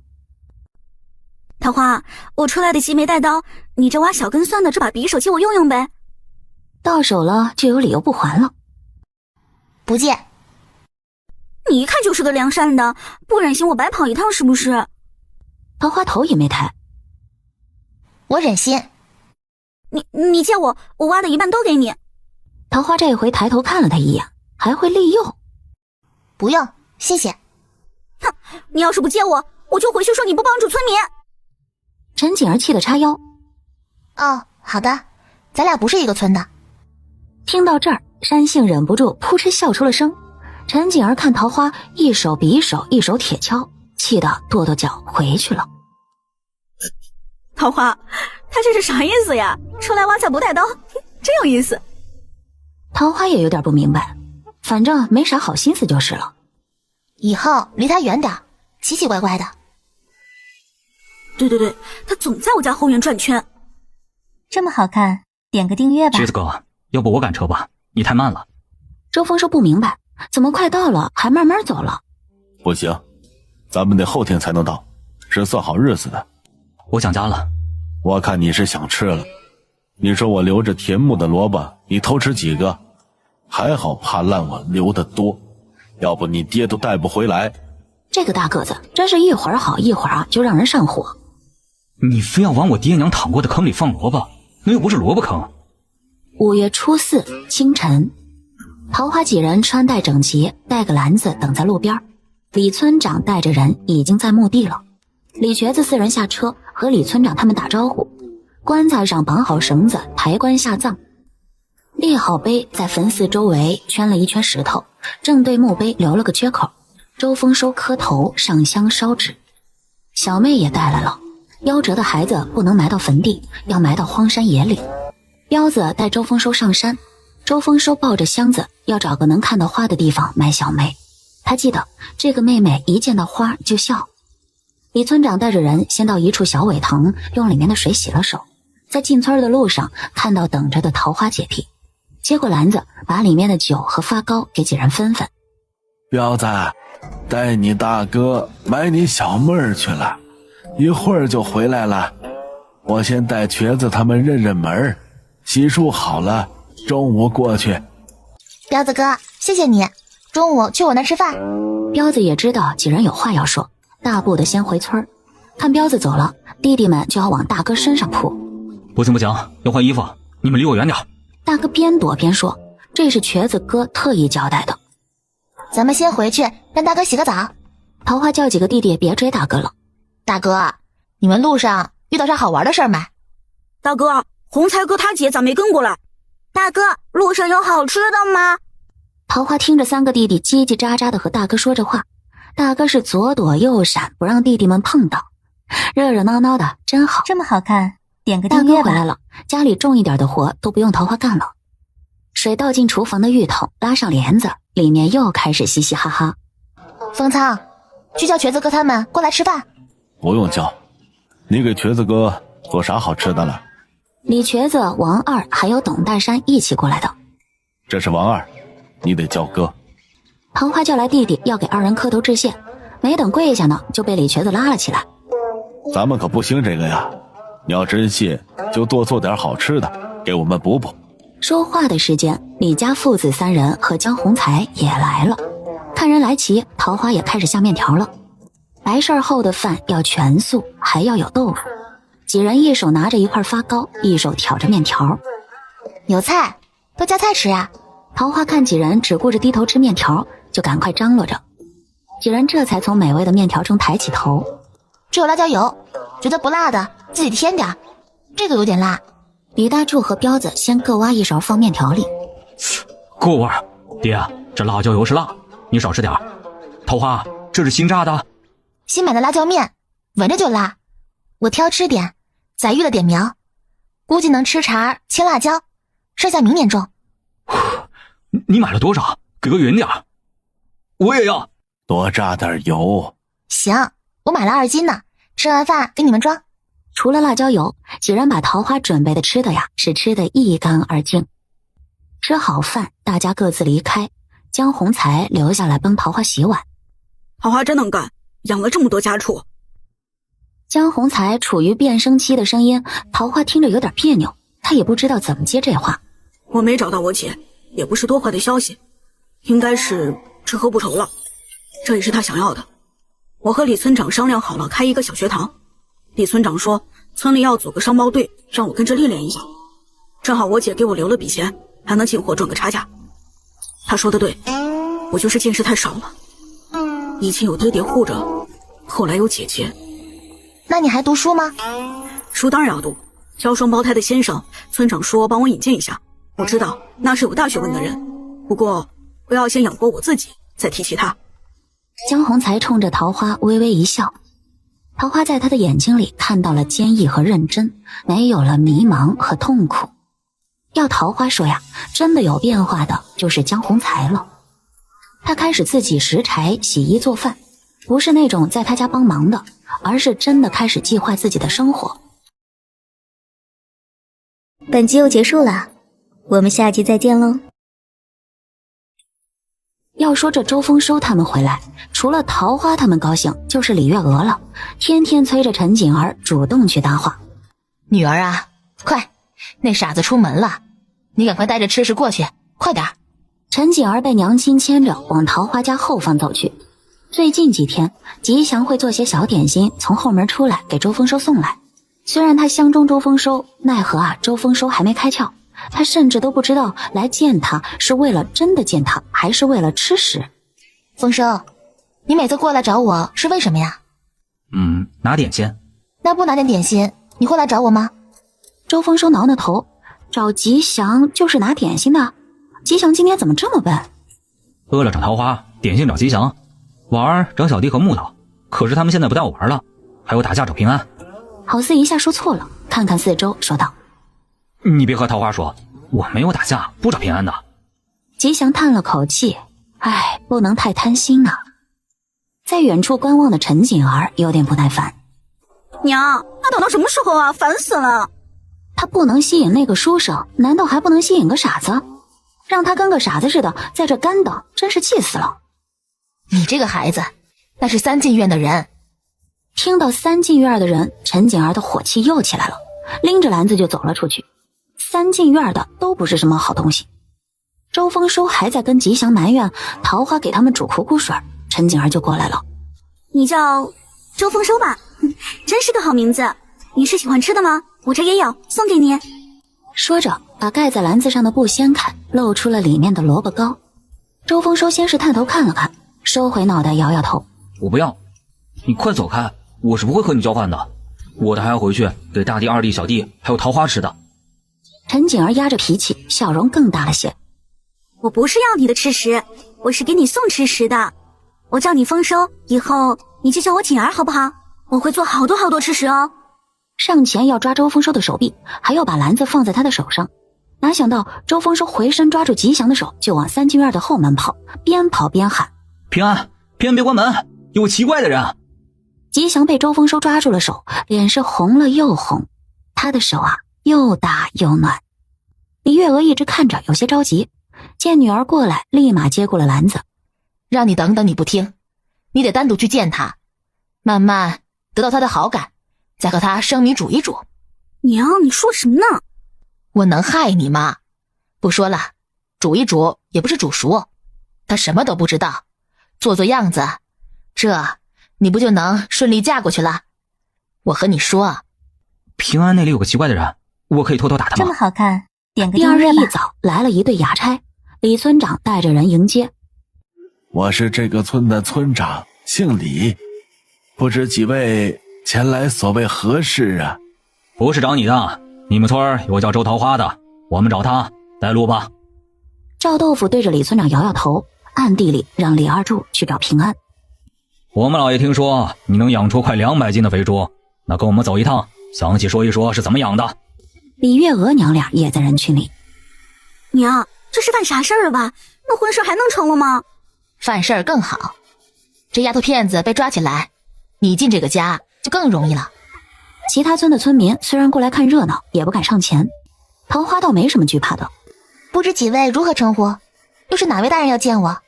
咱们大禹国可有需要百姓把自己的养殖秘诀必须上报的条例条规？如果不说清楚，我不会跟几位走的。”领头的衙差眉头皱得更深了：“你还没有资格知道我们家大人是谁，老实跟我们走，别废话。”“那我是不是可以怀疑你们冒充衙差，实则是要强抢民女？我可是良民，上无父母，我们可是孤儿。我听说咱们北静王对待孤儿可是很照顾的。”“对，你们是哪儿的衙差呀？说呀！不说是哪儿的，你们可带不走人啊！”李大嫂带头质问：“对，你们大人谁啊？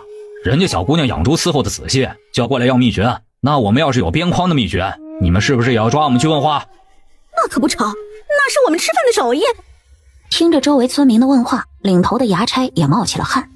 能说大人是谁吗？不能啊，上面还交代悄悄带回来就行，以为过来吓唬一下就行，哪想到这个丫头这么难缠。“周桃花，住在忠义村也得对得起忠义2字。”桃花一笑：“既然几位大人不带我走，我也不能不识抬举。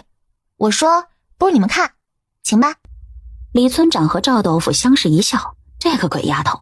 二哥，这领头的真傻。多亏他傻，要不咱姐没准真能被带走了。咱们往里挤挤。几名衙差站在养母猪的房子前，摆出一副你在逗我的表情。“几位请吧，进去看看。”进去看见地面铺的红砖，食槽里还有没吃完的玉米面，嘴角抽搐。“你们一直是这么喂的？”周风祖眼珠一转：“不是，刚买回来的时候不是这么喂的，我姐姐骗你们呢。一开始她都是用豆浆煮的苞米面喂猪的，我都没得喝。”桃花别过头：“小弟说谎啊，跟真的似的。”豆浆喂猪啊，这太白瞎了！哎，你看那猪圈盖的，我一直以为那是人住的房子。哎呦，还有那苞米面，那槽子里剩的都够我家1天的口粮了。哎呦，谁家这么养，300斤的猪也能养得出来呀？哎呀，可别看了，看得心疼哎。这领头的衙差呀，听了还不如不听，甩着衣袖回去了，还不如不知道呢。这回去一说，谁能信？老爷还想雪中送炭，这报上去啊，就是天方夜谭。这么好看，点个订阅吧。从桃花那看完热闹回去的李月娥母女，今天对周家有了新的认识。娘，我开始还不信你说他家是砖房，现在我信了。你说这周桃花得有多少钱呢？我觉得你那个招数不行，你个周桃花都敢和官差那么说话，是个厉害的。你呀，和娘出府太早了，那些就是小喽啰，不过也不能小瞧了他。谁能干赔本的买卖，那养的猪肯定挣钱，还真得留着他让他挣钱。上次说的也成，不过得让那个傻子主动。你这样，除了吉祥知道陈景儿的不安分，其他人都没把他们放在眼里。不过周风族知道了一些，不过不太懂，听着是要给他大哥送吃的，那是好事儿，就不拦着。后院的菜相继开始摆到餐桌，时间过得平稳而安静。大哥气鼓鼓的提前回来，坐在桃花身边。我不开心。怎么了？桃花，你用嘴碰我一下。桃花一惊，这是什么要求？试探的问了一下。大哥，你看到啥了？看什么？你先碰一下。大哥，我是女孩子，我会害羞的。等小弟回来，你让他亲你，触摸他也行。那怎么能行？他就是要找个女孩子。那个奇怪的人今天又找他，抓他胳膊，还要把嘴往他脸上贴，他不开心，还和他说这是很开心的事情。他不信，别想骗他。桃花不愿意，那就去找吉祥。吉祥可好了，这还是第一次周丰收拿了点心之后再找他，他有点期待。周丰收看到吉祥出来，上去就拉住他的手。自上次以后呀，他可喜欢拉吉祥的手了，软软的，小小的。你要说什？吉祥瞳孔张大，周丰收竟然要亲他的脸。是开心的，那个奇怪的人没有骗他，这是开心的事情。那为什么那个人要做，他就不开心呢？因为他是个奇怪的人。周丰收，你在做什么？吉祥勉强找回了自己的声音。做开心的事情，真的开心。吉祥，你可以不害羞的碰我一下吗？很开心的。不害羞？他头顶都要冒烟了，不断告诉自己他不一样，你要稳住。丰收，这个不可以随便做，这是夫妻之间才可以做的事情。那我想对你这样做，我会开心，可是我不能结亲。丰收，你知道什么是结亲吗？我知道，穿红衣吃酒席，然后就会有小娃娃。脸有些红的吉祥耐心的又问道：那你为什么不能结？结亲就要搬出去，我不能离开桃花。爹让我照顾弟弟妹妹，现在我只有一个妹妹了，我要跟着她。本集又结束了，我们下集再见喽。他知道，他每天雷打不动的事就是去墓地和山上去看逝去的家人。擦了擦脸上的泪，吉祥声音放柔：桃花大了以后会成婚的，那怎么办呀？那我就偷偷的跟着她。我和你说，桃花可笨了，力气小，个子矮，还不让人说。有一回她杀水缸就差点掉进去，是我这样一把把她拽回来的。吉祥被他的动作逗笑，看他笑了，周丰收也乐呵呵的笑。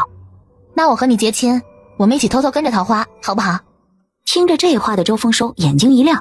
那我要结，我想要好多好多小娃娃出来陪我玩。吉祥，现在就去找桃花，快点。现在不行，要准备很多东西。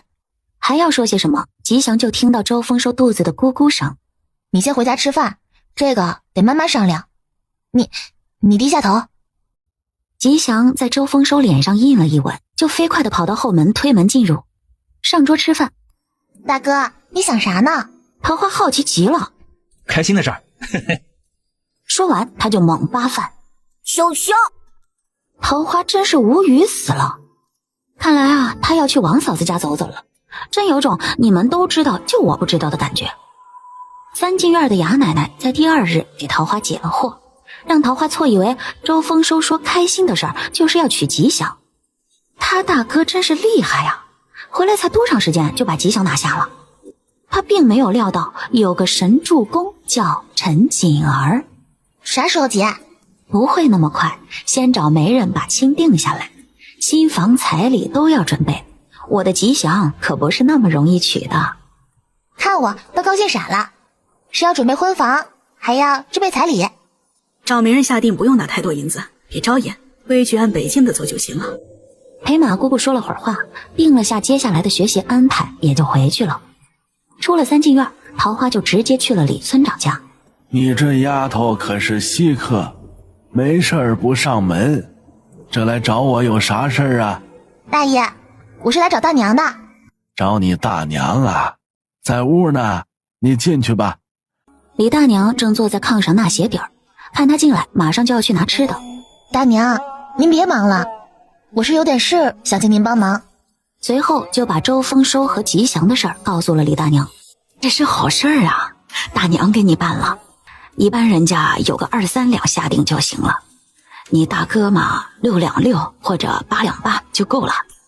规矩就是怎么方便怎么来，有按自己家乡办的，也有开桌酒席就成的。我估摸着这马姑姑啊，就是让你一切从简，你最好去问问吉祥。想想也是，虽然这里听从父母之命，这没父母的就得当事人自己商量。桃花又去找了吉祥，吉祥的本意就是一切从简。这么好看，点个订阅吧。桃花在家没？李村长进门直接喊人。大爷，我在厨房呢。桃花说着起身去迎，穿着个蓝布围裙，手拿木头酒舀子，袖子撸到胳膊肘，梳着一个丸子头在头顶，脑门上还有微微汗珠的周桃花就落入了江宏才的眼中，脸上的笑容也让他会心一笑。瘸子哥，你们回来了呀？哎呀，进屋坐，吃饭了没有？这不来你这吃面了，你泡果酒呢？李瘸子接话道。啊，弄了点葡萄酒，我马上整完，你们先进屋，马上就好。葡萄酒？李瘸子和李村长相视一眼，跟着进了厨房，没有说上话，也没有看自己一眼的江宏才有点沮丧，不过也抬起脚跟进了厨房。我帮你弄，我看看你这葡萄酒。那瘸子哥帮我倒吧，这坛子里的葡萄皮还有葡萄籽得滤出来。宏才哥，你帮我抓着这个布，我拿筷子引着坛子口，要不一倒都流坛子底了。被点了名的江宏才明显的笑容加大，李瘸子瞥了他一眼，瞅你那点出息。看到紫红色的液体顺着筷子流到白色的棉布上，李村长又开始坐立难安了。这个丫头呀，到底在哪儿知道这些个稀罕东西的做法呀？老老实实种地不行吗？嗦着面条，吃着蒸熟的麻辣鱼干，风尘仆仆的三人霎时有种跑这一趟就是为了回来吃这口面的错觉。李村长还在犹豫如何问桃花那坛子酒的时候，桃花先开口了。大爷，我煮的面够，就把大娘叫过来一起吃呗。不用，你大娘2个儿媳妇还能饿着她。她呀，最近在你二嫂那的时候多，都不回来给我做饭，经常早上就把一天的饭给我做出来，面条咱们自己吃，不管她。李村长有意无意地控诉着老伴儿对他的忽略。哼，老年夕阳红版秀恩爱吗？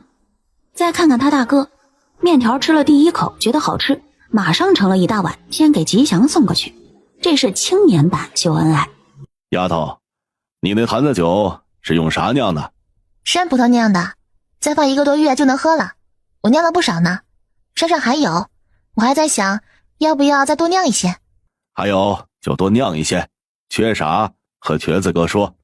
下意识想说缺钱的桃花赶紧闭紧了嘴，这个不能说，要不李村长肯定又得炮轰他。这么好看，点个他订阅吧。现在在韩嫂子家帮忙，山杏要嫁了。在韩嫂子家炕上，李大娘和2个同村的婶子在给山杏做被。要我说啊，你就不该叫我，毕竟这一个好字我缺了半边儿。李婶啊，我就觉得你是个有福的，儿子孝顺不说，儿媳妇也是好的，让我家山杏借借您的福气，我倒是凑个好字，有啥用啊？妹妹喜事，当哥的就能过来看个礼。对于儿子不能提前回来帮忙张罗，韩嫂子有点不得劲儿。营地管得严，这不也给他妹妹拿银子添庄了？他也马上成家了，自己过好自己的日子就成了。这做喜贝呢，说着说着就伤感上了。桃花转移话题，韩嫂子，你给山杏预备几铺几盖呀？4铺4盖就行了，都是6斤的，婆家也预备了。有他哥给的银子，能买2件像样的首饰。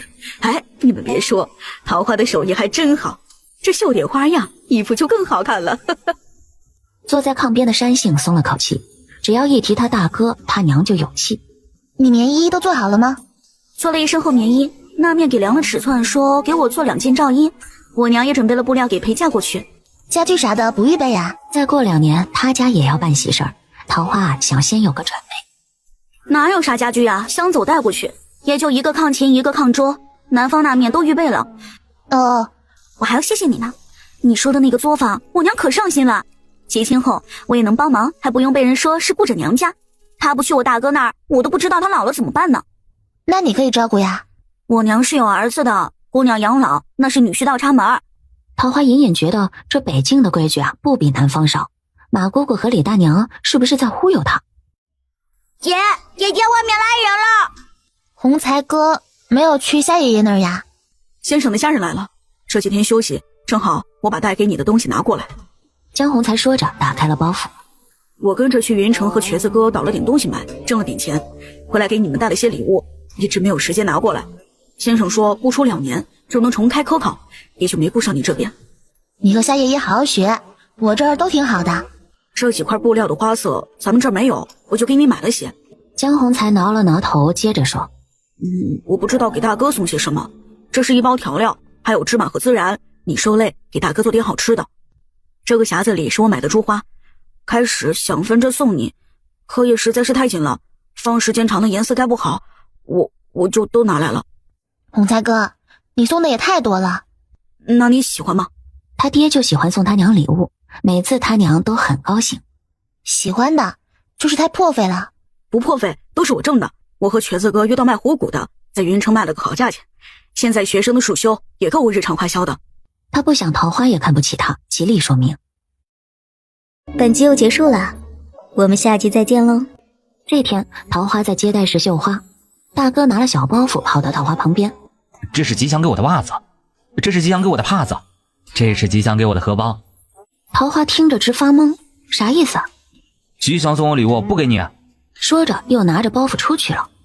桃花满脸震惊，对着门口喊，跟我有啥关系？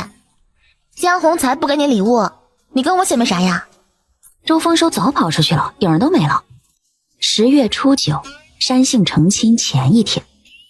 这天下午，成亲双方要接待宾客和亲戚，尤其是娘家，还要定好明天送嫁人数，好给婆家送消息。娘家这面的礼钱也是这天收。本着学习的态度去了韩嫂子家，帮忙的人不少，也不让他上手，他就拿个小板凳坐厨房听他们说话。明天行礼的时辰是啥时候？辰时7刻，不用起大早。韩嫂子回答道。辰时7刻，桃花心里换算了一下，是8点45，还好。那真好呀，卯时末起就行。我那时候腊月初2成亲，行礼时辰卯12刻。哎呦，点着蜡烛行礼呀，真是又黑又冷。送嫁的定好人了。去年30，婆家那方面亲戚也不多，地方也不大，去多了招待不开，咱村就都是婆家且了。我儿子带了3个同僚过来送嫁。你这儿子也是看中妹妹的，大哥带着人送嫁，婆家可得招待好了，要不就掀了他们的桌。听到这儿，桃花就有点懵了，喜宴还得掀桌的，这不结仇吗？第2日卯时末，山杏已经坐在炕上，吃着韩嫂子煮的面条，里面卧了一个荷包蛋。吃好面，就由韩嫂子亲自给他盖上了绣着杏花寓意幸福的红盖头。没一会儿，就听到吹吹打打的声音，迎亲的郑家赶着驴车过来的，请来的知客笑眯眯的上前行礼，这就是前世的司仪。新郎抱着新娘坐在牛车上，鞭炮响起，桃花回头就看到韩嫂子捂嘴站在门口，没有客人，没有喜宴，没有唢呐呼喊声，只有一位母亲望着送嫁队伍，不能上前一步。大嫂，那钱还有葱都是干啥的？往郑家走的路上，桃花问李大嫂：嫁闺女也就给娘家留这些了，拿钱是财运，抓起来的就从娘家带走的财运，所以我才让山杏多留下嘛。斧子就是斧，葱就是清清白白，粉条是顺顺利利，筷子是成双成对，猪肋骨那是离娘肉。闺女也是娘身上的一块肉啊，留下的肋条回门的时候还要做着给姑爷吃，回门后就彻底是别人家的人了。桃花忍不住又回头，虽然看不见了，可她想韩嫂子应该还在门边吧。这么好看，点个订阅吧。参加完山杏的喜宴，桃花好似又没有什么事情可做了。时间多了的桃花就闲得研究吃的东西，红色的辣椒油，亮亮的荠菜丝，看着就有食欲。再把它分装到碗里，想给各家送去，又嫌冷不想出门。纠结的时候，平安来叫门：稀客呀！平安哥，外面冷，快进来。中秋节你送先生的西域美酒可还有？先生喝完了，你若是还有，我拿走一坛。先生说西域美酒啊，有很多，你跟我来。夏爷爷爱喝，你就多拿2坛。到了仓房，就给平安指了指大大小小10几坛泥封的葡萄酒。这些都是，我都忘了，得开封喝了。平安哥，你自己拿。夏爷爷还说啥了？平安说先生还问桃花是哪里买的，多少银子的话。这些都是啊，你酿的？对，我做了点咸菜，你也带回去呗，帮我尝尝能不能卖出去。直接告诉封仓和封府就行，风大我就不出去了。晚上双胞胎带回来虾爷爷的评价是：芥菜口感本身微辣，加以辣椒辅佐，下饭足矣，有点偏咸。撇兰有些清甜，辣味少点会更好。二者都咀嚼有韧性，不绵软，可以卖。你俩是不是把夏爷爷的话加工了？他老人家和我说话从来不文绉绉，那是怕你听不懂。先生讲课就是这么说的。姐不是也听课了吗？周风福不服气地说道：你说谁什么听不懂呢？我学问大着呢，我知识储备最高峰，那是语数英、立地生、化学思修门门清，德智体美劳全面发展。哼，小看我。桃花想，这俩小子还敢说他听不懂。双胞胎互看了一眼，眼神交流。姐这是咋了？受刺激了？估计在家憋的吧，也没人陪他玩。真可怜，都开始说咱们听不懂的话了。姐，吃完饭咱们玩牌啊。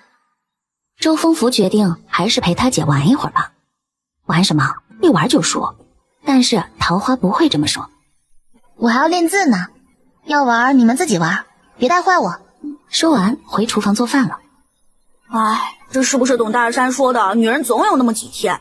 周风仓虽然不懂，突然觉得董大山说的有道理。去帮忙嘛，别耽误咱姐练字。周风福捂着嘴笑，咱姐的字是得练练。这么好看，点个订阅吧。第二日又办了些装在小坛子里，晚上让大哥送去王春娟家，放到铺子里一卖，异常受欢迎。不够卖的，王春娟直接到了桃花家里催。一天就2坛子，太少了。我今天都没去，就过来帮你办。明年我也种点，这晒干吃不出来是啥，还没有怪味儿。一样1坛子，我能卖到开春，你得饥饿营销。桃花喜欢每天都能挣到钱的喜悦，哪怕不多，心情也好。啥饥饿的？再不多些，能把铺子给我掀了。饥饿营销就是……你这丫头招可真损，不过招是好招，能用上。还有没？限量供应啊，其实和那个差不多，多买多送啊，送货上门啊。你和马姑姑是真没白学。说完了，咱们开始干吧。你那小坛子，我家蔫巴一顿能吃下半坛，快点多整些，早卖完早利索。那1坛也有个4、5斤，哪能吃半坛子？嫂子，你别推我。就这样，在年前就把桃花过剩的储备消耗一空，差点都没有自家吃的。钱袋子是鼓了些，持续性的快乐结束了。这么好看，点个订阅吧。正在心里盘算这一回能挣多少银子的江宏才，隐约听到了呼救声，前去查看，有一老伯掉在了路边的排水沟里。此人姓丁，名春，字谨言。老伯，你喝些热水，看你也过了知天命的年纪，如何会独自一人走在这路上？江洪才递了碗热水，还好这沟里的水不多，只是到了脚踝。家门不幸，不可与人说，不可与人说呀。那老伯，你要去哪儿啊？我们要去皇城，可带你一路。江洪才也不忍心把一个老人家扔在路边，他说道：老朽还能去哪儿啊？家都没了，哪儿都去不了了。育人半生，老而无处安身，悲之谬之。江叔先生，江洪才动了心思。老伯，我们是从北境来的，在北境我有一村中学堂，正缺先生，不知老伯可愿任之？银钱不多。愿呐，老朽不才，只是个秀才，给蒙童启蒙尚可，有一安身地足矣，不求其他。就这样，这位丁老伯也是学堂第一位外聘先生，上了江洪才的马车，一起向皇城而去。对于在北境请都不一定能请到的教书先生，却能被江洪才在路上捡到这一神奇事件，二村的周桃花不得而知。他现在正在看剪羊毛。东家，这剪羊毛我只是听过，还是第一次见呢。原来自以为是随意剪就可以，没想到这里还有门道。柳生带着儿子看众人剪羊毛。这批结束了，你也去试试。柳明也可以试试，不过要小心些。这些剪子是新打的，很快，别给羊剪出大的伤口。羊的数量虽然快翻番了，羊毛也只比去年多了3成。本集又结束了，我们下集再见喽。要不说不一样的地位干一样的事情，得到的待遇不一样呢？郝县令现在也在田地里假模假式的除草。真是个好官啊，都帮咱们除草，真把咱们当儿子看，以后的日子好过了。你说的那是啥话？是睡少了，又遇到了个好官，日子肯定差不了。大人，天太热了，上来喝口水吧。郝县令觉得自己做的效果出来了，顺着声音就走出了田地。往他身后看，还能看到被铲下来的刚出的玉米苗。各位乡亲，大家都不容易，我们人多，饭食就不在这里吃了。大家要记住，战乱平息，大家有稳定的生活，都是皇恩浩荡。好了，大家不用送了。看着走远的马车，有那嘴快的村民就说：咱这儿也没战乱呢，有外敌也是咱们王爷挡的呀。就你嘴快，也不知道吴二老抽了什么风，稻米苗都当草产了，还在那乐呵呵的。你们还不知道吧？我看到县令身边的长随给吴老二加钱了，是银子啊！真的啊？快说说。坐在马车里脱了鞋，让长随去给他敲土的郝县令，心里表扬这次事情办得不错，还得多走几个村子才行。大人，您的鞋。事情办得还可以，再走几个村子。让你查的事情查得怎么样了？奴才去打听了，这个村是从全居县，就是景城内迁过来的，都是军属，不是军户。在城里……等等，什么叫都是军属，不是军户？军户要么分出去了，或者以前是军户改成了良民，原因奴才不知，他们都是归边境虎狼军管，也就是北境王的军队管。你说这好好的王爷非要住在这边城，这要打过来，第一个完蛋。你大人我也是倒霉了。你接着说。回大人，他们村的人在永安城有2个铺面，一个是杂货铺，里面有药酒，卖得特别好，还有一种茶叶，听说是次品，好的不知卖到哪里去了。另一间卖的是吃食，北方特有的咸菜，生意也不错。没了。他们村还有个豆腐坊，有会打铁的，木匠。对了，还有个会孵蛋。孵蛋？我孵你妈的蛋！本大人问的是这个吗？啊？让你查的是这个？没长脑子的蠢货，就没进村看看？有那种出收成好的种子，也就是县衙发些赏钱，哪有皇上下圣旨赏赐的？奴才脸生，他们村人问什么都不说，还防备心重，还差点把奴才几个打了。这还是和挨着的一村打听的。还有听说他们要种水稻。种水稻？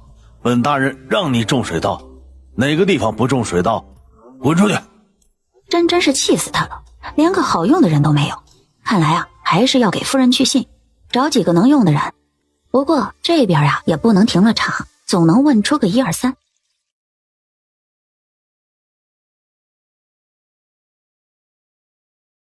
这么好看，点个订阅吧。进了1月末，桃花开始准备下聘，还有几天就是他哥周丰收成亲的日子。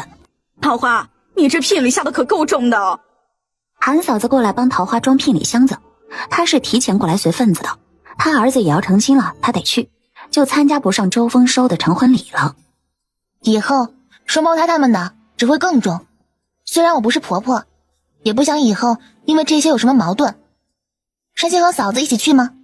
小石头还小，天也凉，山星就不去了。我女婿还有他大哥大嫂去，离得也不远，以后有机会见。韩嫂子也是有些遗憾的，她去儿子那里也就是送个银子，喝个媳妇茶。见韩嫂子的面色不对，桃花没再说成亲的事儿。小石头快100天了吧？等天热起来就能抱出来了。可不是，我这外孙啊，没满月呢就遇到嫡媳，在地窖里冻半宿，还好有毕大夫养了2个月，现在娘俩呀可好了。说起外孙，韩嫂子就开心的不行。等我大哥成亲后，家里也有嫂子了，我就有时间多去看看他。第2日，媒婆和李瘸子帮着找的厉害的知客都来了，一个是去下聘，一个是来查看场地，看怎么安排。桃花突然想起一事儿，大爷，你来，咱俩去那面说。李村长有种预感，这次啊不是啥好事儿，眯了眯眼睛说：“你别叫我，你找别人。”大爷，你咋这样呢？现在办成亲的喜事，你都要偷偷摸摸和我说的，肯定不是啥好事儿。你瞅，赵豆腐、老杨官都在那边呢，你找他们。说着，李村长就要背着手走。别呀，大爷真有事，特别重要，真的，关乎我哥以后的婚姻幸福。咱村就您最有能耐和手段，谁都比不上。这事儿就能您帮上忙，其他人都不行。桃花就开始忽悠。真的？真的，我哥成亲，按理说得有个长辈教他，对吧？成婚的步骤不是都教完了吗？李村长一时还真没想起来啥没教。没教咋洞房？李村长心想，老天爷啊，来个雷把我劈了吧。你怎么就不知道你是个姑娘家呀？你就不能告诉你大娘，再让你大娘告诉我？忘了。哎呦，我的个心呐！过了年，你都是14岁的大姑娘了，你能不能……李村长真是不知道怎么说，说没脸没皮吧还不好，哎呀，真是难为死他了。下次这事儿我要是再听你说出来，我就打江宏才啊！我打他。李村长这回啊是真的背着手走了。这么好看，点个订阅吧。2月初2，龙抬头，天还没亮，桃花他们就起了，简单的做了早饭。桃花还是忍不住啰嗦大哥：“别吃得太饱了，少吃咸菜，少喝水。等回来喜宴的时候，彪子会跟着你，他会帮你挡酒。”周丰收只好把伸出去拿第4个馒头的手又缩了回去。吃罢饭，全家换上新衣服，给大哥穿上新郎服。大红色的婚服穿在周丰收的身上，还真是喜庆。桃花在屋里先给大哥梳头。哎，桃花，轻点，太紧了。周丰收的头皮被桃花抓得贼紧，他怕桃花把他的头皮扯下来。就这1天了，以后就是吉祥姐给你梳头，今天头发一定不能散，坚持一下。桃花用红绳紧紧地把头发扎好，走到前面看看，稍微有那么一点点吊梢眼，不过还是帅小伙。接着就是双胞胎和小弟，吱哇乱叫的一通后，总算梳好了。东家，知客他们都到了，供桌现在就摆上吗？周胡在门口请示：“听知客的安排，你们帮着忙就行。大凤他们来了没？问问哪个会梳头的，过来一个给我梳个头。”周胡答应一声就去找人了。桃花看应该还有1个时辰才去接亲，因为要拜别虾爷爷夫妻，不能太早，早上的时间还算宽裕。桃花，有什么我帮忙的？桃花以为自己听错了，抬头确认，还真是江宏才。你怎么出来的？不是偷跑出来的吧？没有，我超额完成了训练，肖老大给我半天假。江宏才的头发还有些湿，看来在学堂收拾好就过来了。时间还早，厨房有饭，你先吃点。我这儿有新做的衣服，一会儿换上。你就跟着我哥去接亲，看着点他。我给你拿糖，他要是不耐烦，你就给他吃。我知道了，桃花，你今天真好看。说完，江宏才自己还有点不好意思。本集又结束了，我们下集再见喽。时辰到了，先放炮竹。周丰收骑着马，彪子给牵着，江宏才和周丰仓跟在左右，后面是花轿，两侧是唢呐队，吹吹打打的绕村子半周去了3进院。桃花保持微笑，跟在李大娘身边接待来的女村民，等着迎亲的队伍回来。3进院内，吉祥已经戴好盖头，坐在了炕上。听到小丫头喊着门开了，人进来了，她抓紧了身下的被子。今天以后，她就有了新生活。周丰收和吉祥跪拜了虾爷爷和雅奶奶，听了二老的嘱咐和祝福，接着吉祥被周丰收抱上了花轿。花轿起，唢呐吹，队伍又绕了半周，回到了桃花家。来了，花轿来了，点爆竹。知客安排的人时刻注意着接亲队伍的动向，桃花跟着大家一样站在旁边观礼。卖火盆、跨马鞍，新人在供桌前站好，知客唱词：一拜天地，拜谢天地的孕育造化之恩；二拜高堂，拜谢人间的父母养育之恩；夫妻对拜，拜谢3生石上缘，往后余生一路同行。礼成。在大家的高呼声中，周丰收拿着秤杆掀开了吉祥的盖头，没等众人发声，他先举着秤杆嗷嗷喊着，然后抱起吉祥转圈圈。桃花笑着流泪，看着院中的新人，不知道什么时候，站在他旁边的江宏才握紧了桃花的手。给李村长敬了茶，要是没有最开始的照顾，可能他们兄妹几个早已埋葬在来北境的路上。新婚夫妇进屋做福，下面开始招待娘家人。桃花和双胞胎给上的菜。你们都是好的，夫人放心，她身边待过的大丫鬟都有了好的归宿，挺好的。马姑姑并没有为难桃花，如意和吉祥都是运气好的，要惜福。等周丰收带着吉祥过来敬酒之后，就准备离开了。娘家客走了，院子里就真的热闹起来了。今日喜宴的菜色可是丰富十足，杀猪宰羊，连木耳桃花都拿出来招待了，可以说让来的人吃得开心，喝得高兴。来参加喜宴的人要比桃花他们预想的要多，还好多预备出了食材，在知客的调度下，总算在午时前招待好所有人。周丰收成亲办的也是热闹圆满。下午整理的时候，周丰收已经醉酒熟睡在新房的炕上，吉祥也小脸通红，桃花给他调了蜂蜜水，让他也睡一会儿。姐，成亲太累了，那个知客真厉害。是啊，是厉害。我准备了大红包，你和风族也累了，去睡吧。好看，点个订阅吧。大嫂好。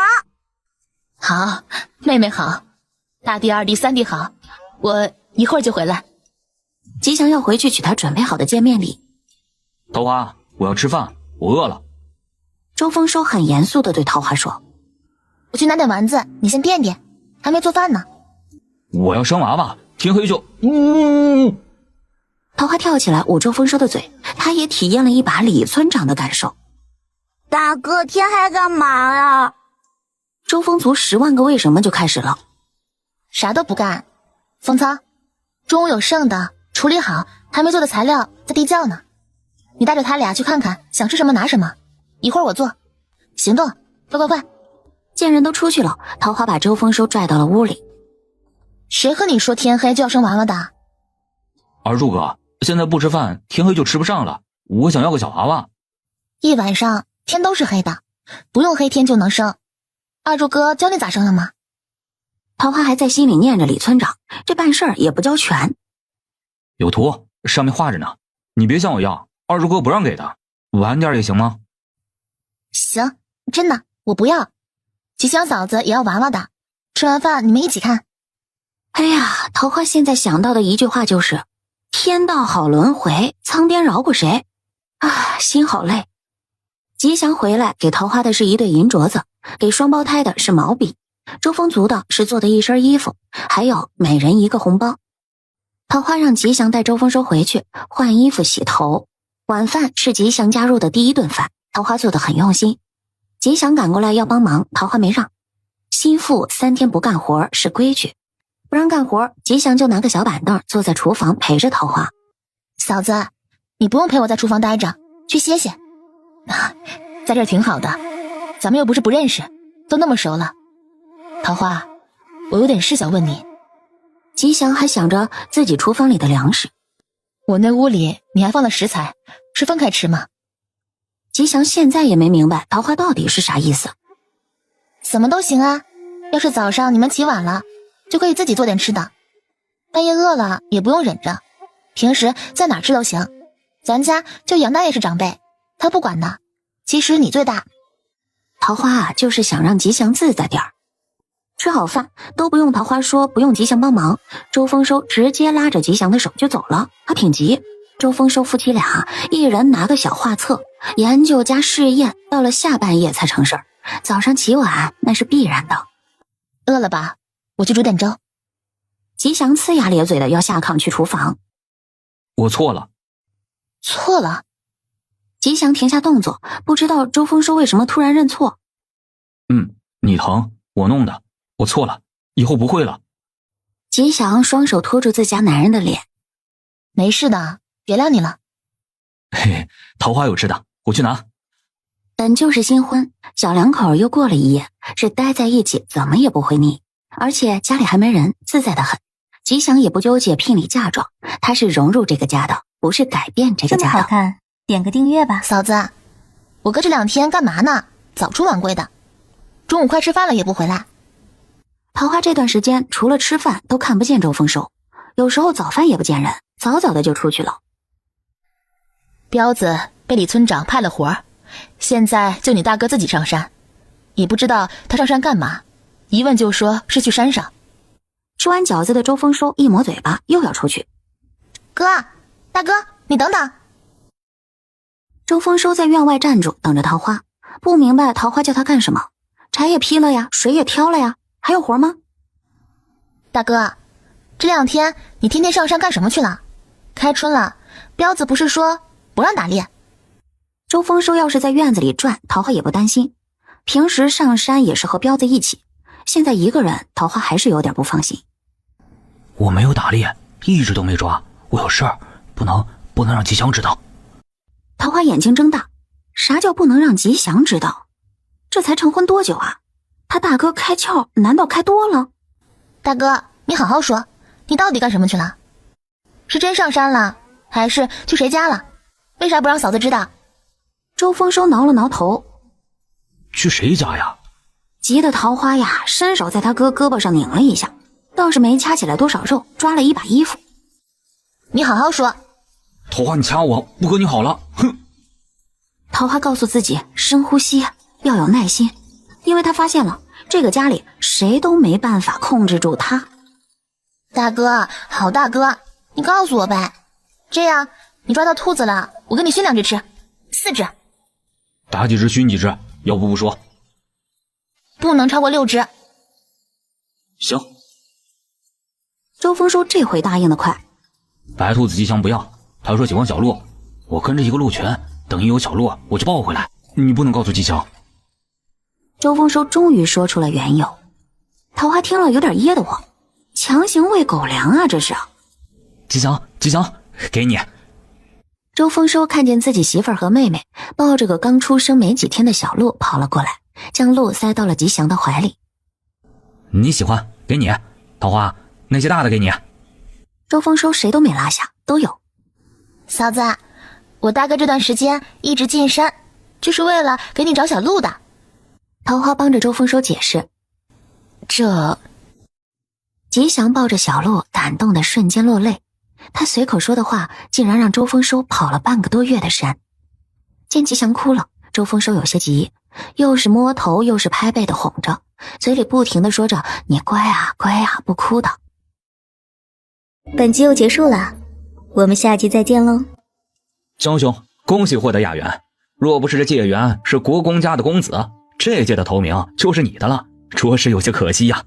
庞兄同喜，庞兄也是深藏不露啊，掌握众多学子的消息，将自己说的像要落榜一样，这回的金魁不也是让你得了？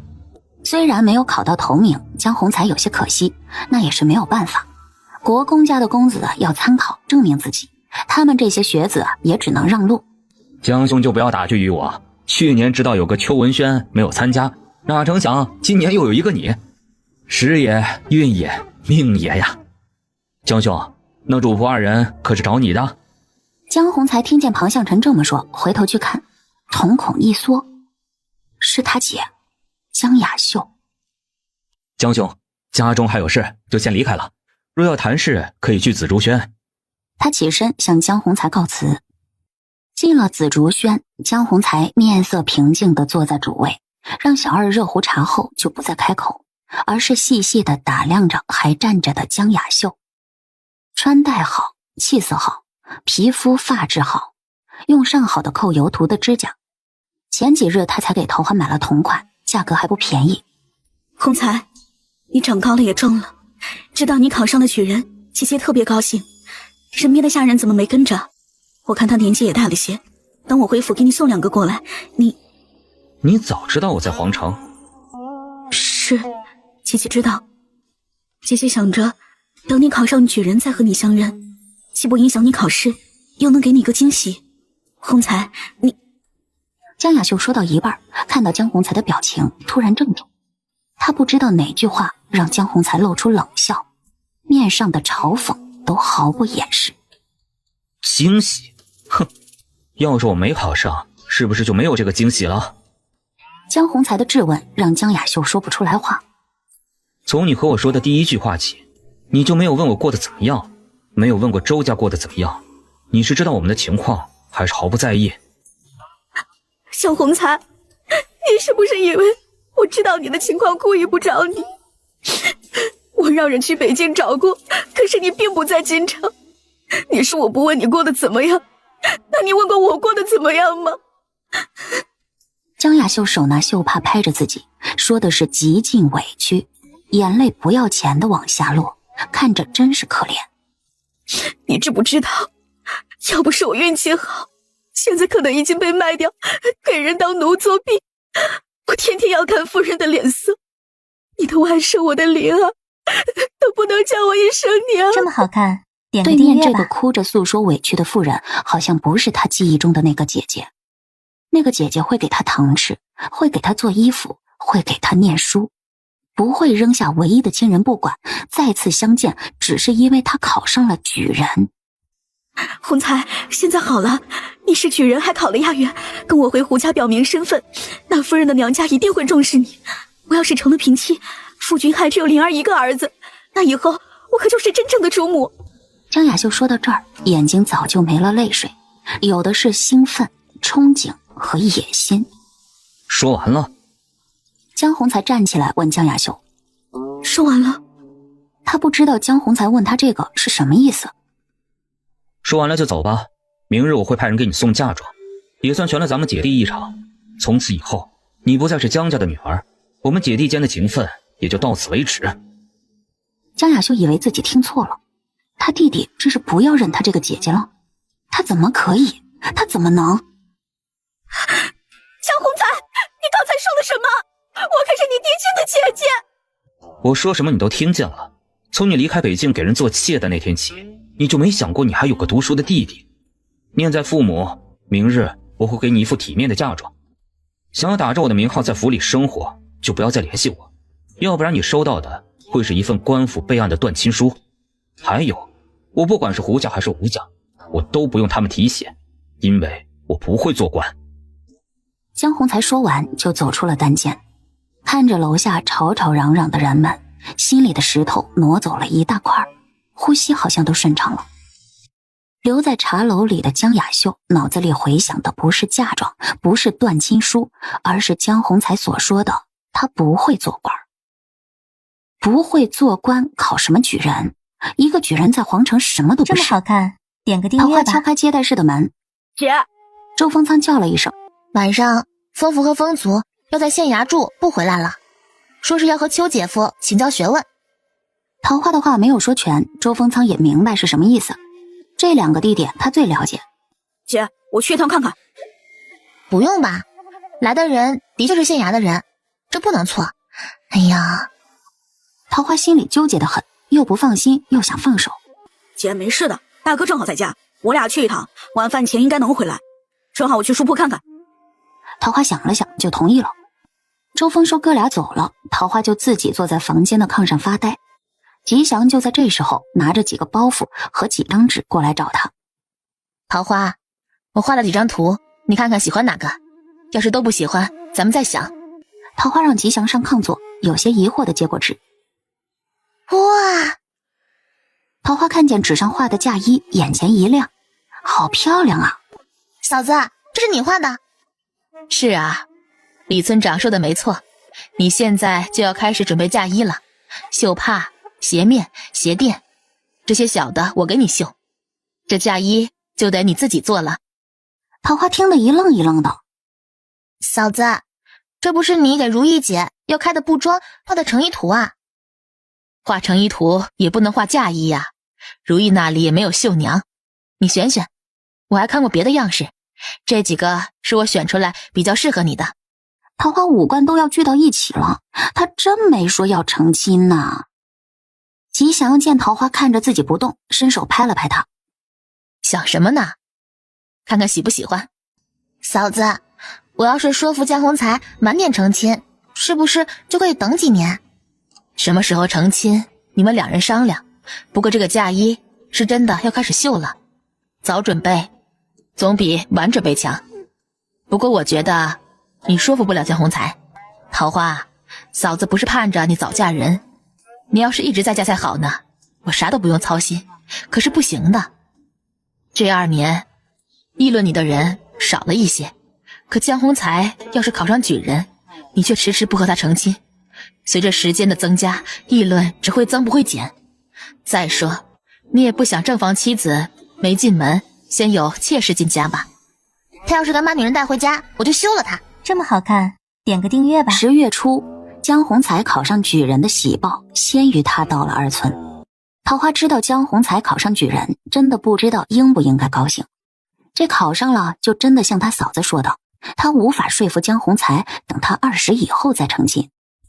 吉祥拿着嫁妆单子在进行最后一次核对，确保万无一失时，就看见自己男人气鼓鼓的来到他所在的仓房。怎么了？吉祥看他的样子，马上放下手里的册子，先去关心一下。这么关键的日子，可得把他哄好了。周丰收要是闹起来，那可真不得了。他们说桃花不是我家的，桃花是我家的，我生气了，我就骂他。丰收，咱们不是说过了吗？桃花就算嫁人，也是咱们周家的女儿，是你的妹妹呀。吉祥柔声的劝着，可是这个劝说对于现在的周丰收来说是没有用的。周丰收在吉祥这里没有得到他想要的，说了一句桃花是我家的后就走了。吉祥在他后边追也追不上，急得直跳脚，连忙找人帮着去看看。周丰收倒没有去找那个村民，他是去墓地找自己的爹娘去了。爹啊，有人说桃花不是咱家的，晚上你去骂他呗。你晚上不来看我了，连桃花也不管了吗？爹娘，桃花是你们给我的，不能让它变成别人家的。我想你们了，你们咋不来看我？吉祥听人说周丰收去了墓地，也放心了一半。本来想找周丰仓他们去看看他们大哥，发现周丰仓他们3人都不在家。要说这3人干啥去了？去城里拿金搓衣板去了。这个天庄可是把他们的钱袋子变得比脸都干净。二哥三哥，你说咱姐会喜欢这个吗？这个主意可是你出的，现在又怕咱姐不喜欢了。周风族挠挠头，我看咱村那些人给的天装都是首饰，咱这个再好看也只是个搓衣板。哎，你们说洪才哥会对咱姐好吗？要不别让咱姐嫁了，我有点舍不得。周风族的问话，两个哥哥都没有回答他。谁又会舍得呢？再舍不得也得让他姐嫁呀。三个人弄的这个天庄，除了他们三个，其他人都不知道。三人到了家也是偷偷摸摸，等到桃花的屋里没人了，他们才进去。姐，我们来给你添妆了。桃花听到这个感兴趣了。哦，你们还给我准备嫁妆了？这儿呢，四凤，你去门口守着，有人来了，你知会一声。周风福把盒子放到桃花眼前，对着四凤说：什么东西啊，神神秘秘的。姐，你快打开看看。当他把盒子打开后，也被惊到了。金闪闪，黄灿灿，四圈镶嵌着翡翠，板身刻有花纹，金子做的搓衣板。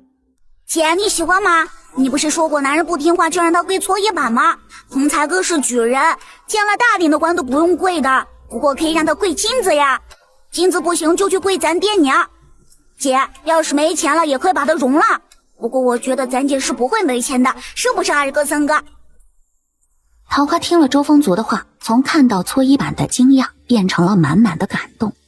他不想让几个弟弟看到自己哭，赶紧低下头把眼泪憋回去，伸手抚摸这个别有用心的礼物。我特别喜欢，等你们成亲了，我也给你们一人准备一个。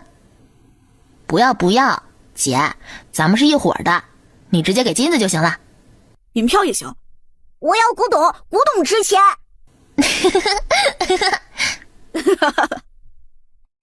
大家听了周风族的话都笑了起来。这就是兄弟姐妹，我可以把我有的都给你，伸手要东西的时候也绝不手软。本集又结束了，我们下集再见喽。天还在麻麻亮的时候，桃花就被四凤和五凤叫起来洗漱、泡澡，全身擦香香。早上这一系列的洗洗刷刷，桃花就有点不想成亲了，怎么这么麻烦？桃花，先把嫁衣穿上，一会儿李大娘过来给你梳发。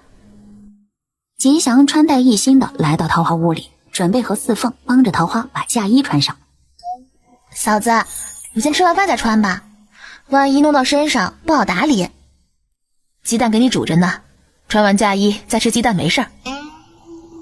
鸡蛋？我不是吃面吗？你忘了，你和洪才不是按北方的规矩办，你得等到黄昏才行礼呢，中间可不能如厕的，面条不能吃，一会儿可以吃个鸡蛋。桃花傻眼了，他真给忘了，那他这一天都不能喝水吃东西了？也不知道江洪才早上能不能吃。公子，您早上可得多吃些，这银金可是力气活，不吃饱了可不行。吃的不少了，吃太多也不行。上茶漱口，我的喜服都用香熏好了。早熏好了，没等你到夫人家门口的时候，夫人就能闻到香味了。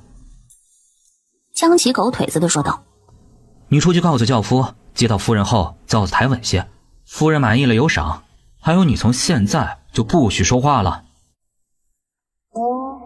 江洪才没心情听江琪的恭维，他觉得他下场考试都没这么紧张。江老爷，时辰到，咱们要出发了。喜娘在外面提醒道。听到喜娘的提醒，江洪才再一次的对着镜子照了照，确定没有问题后，大步走出门去接他的新娘。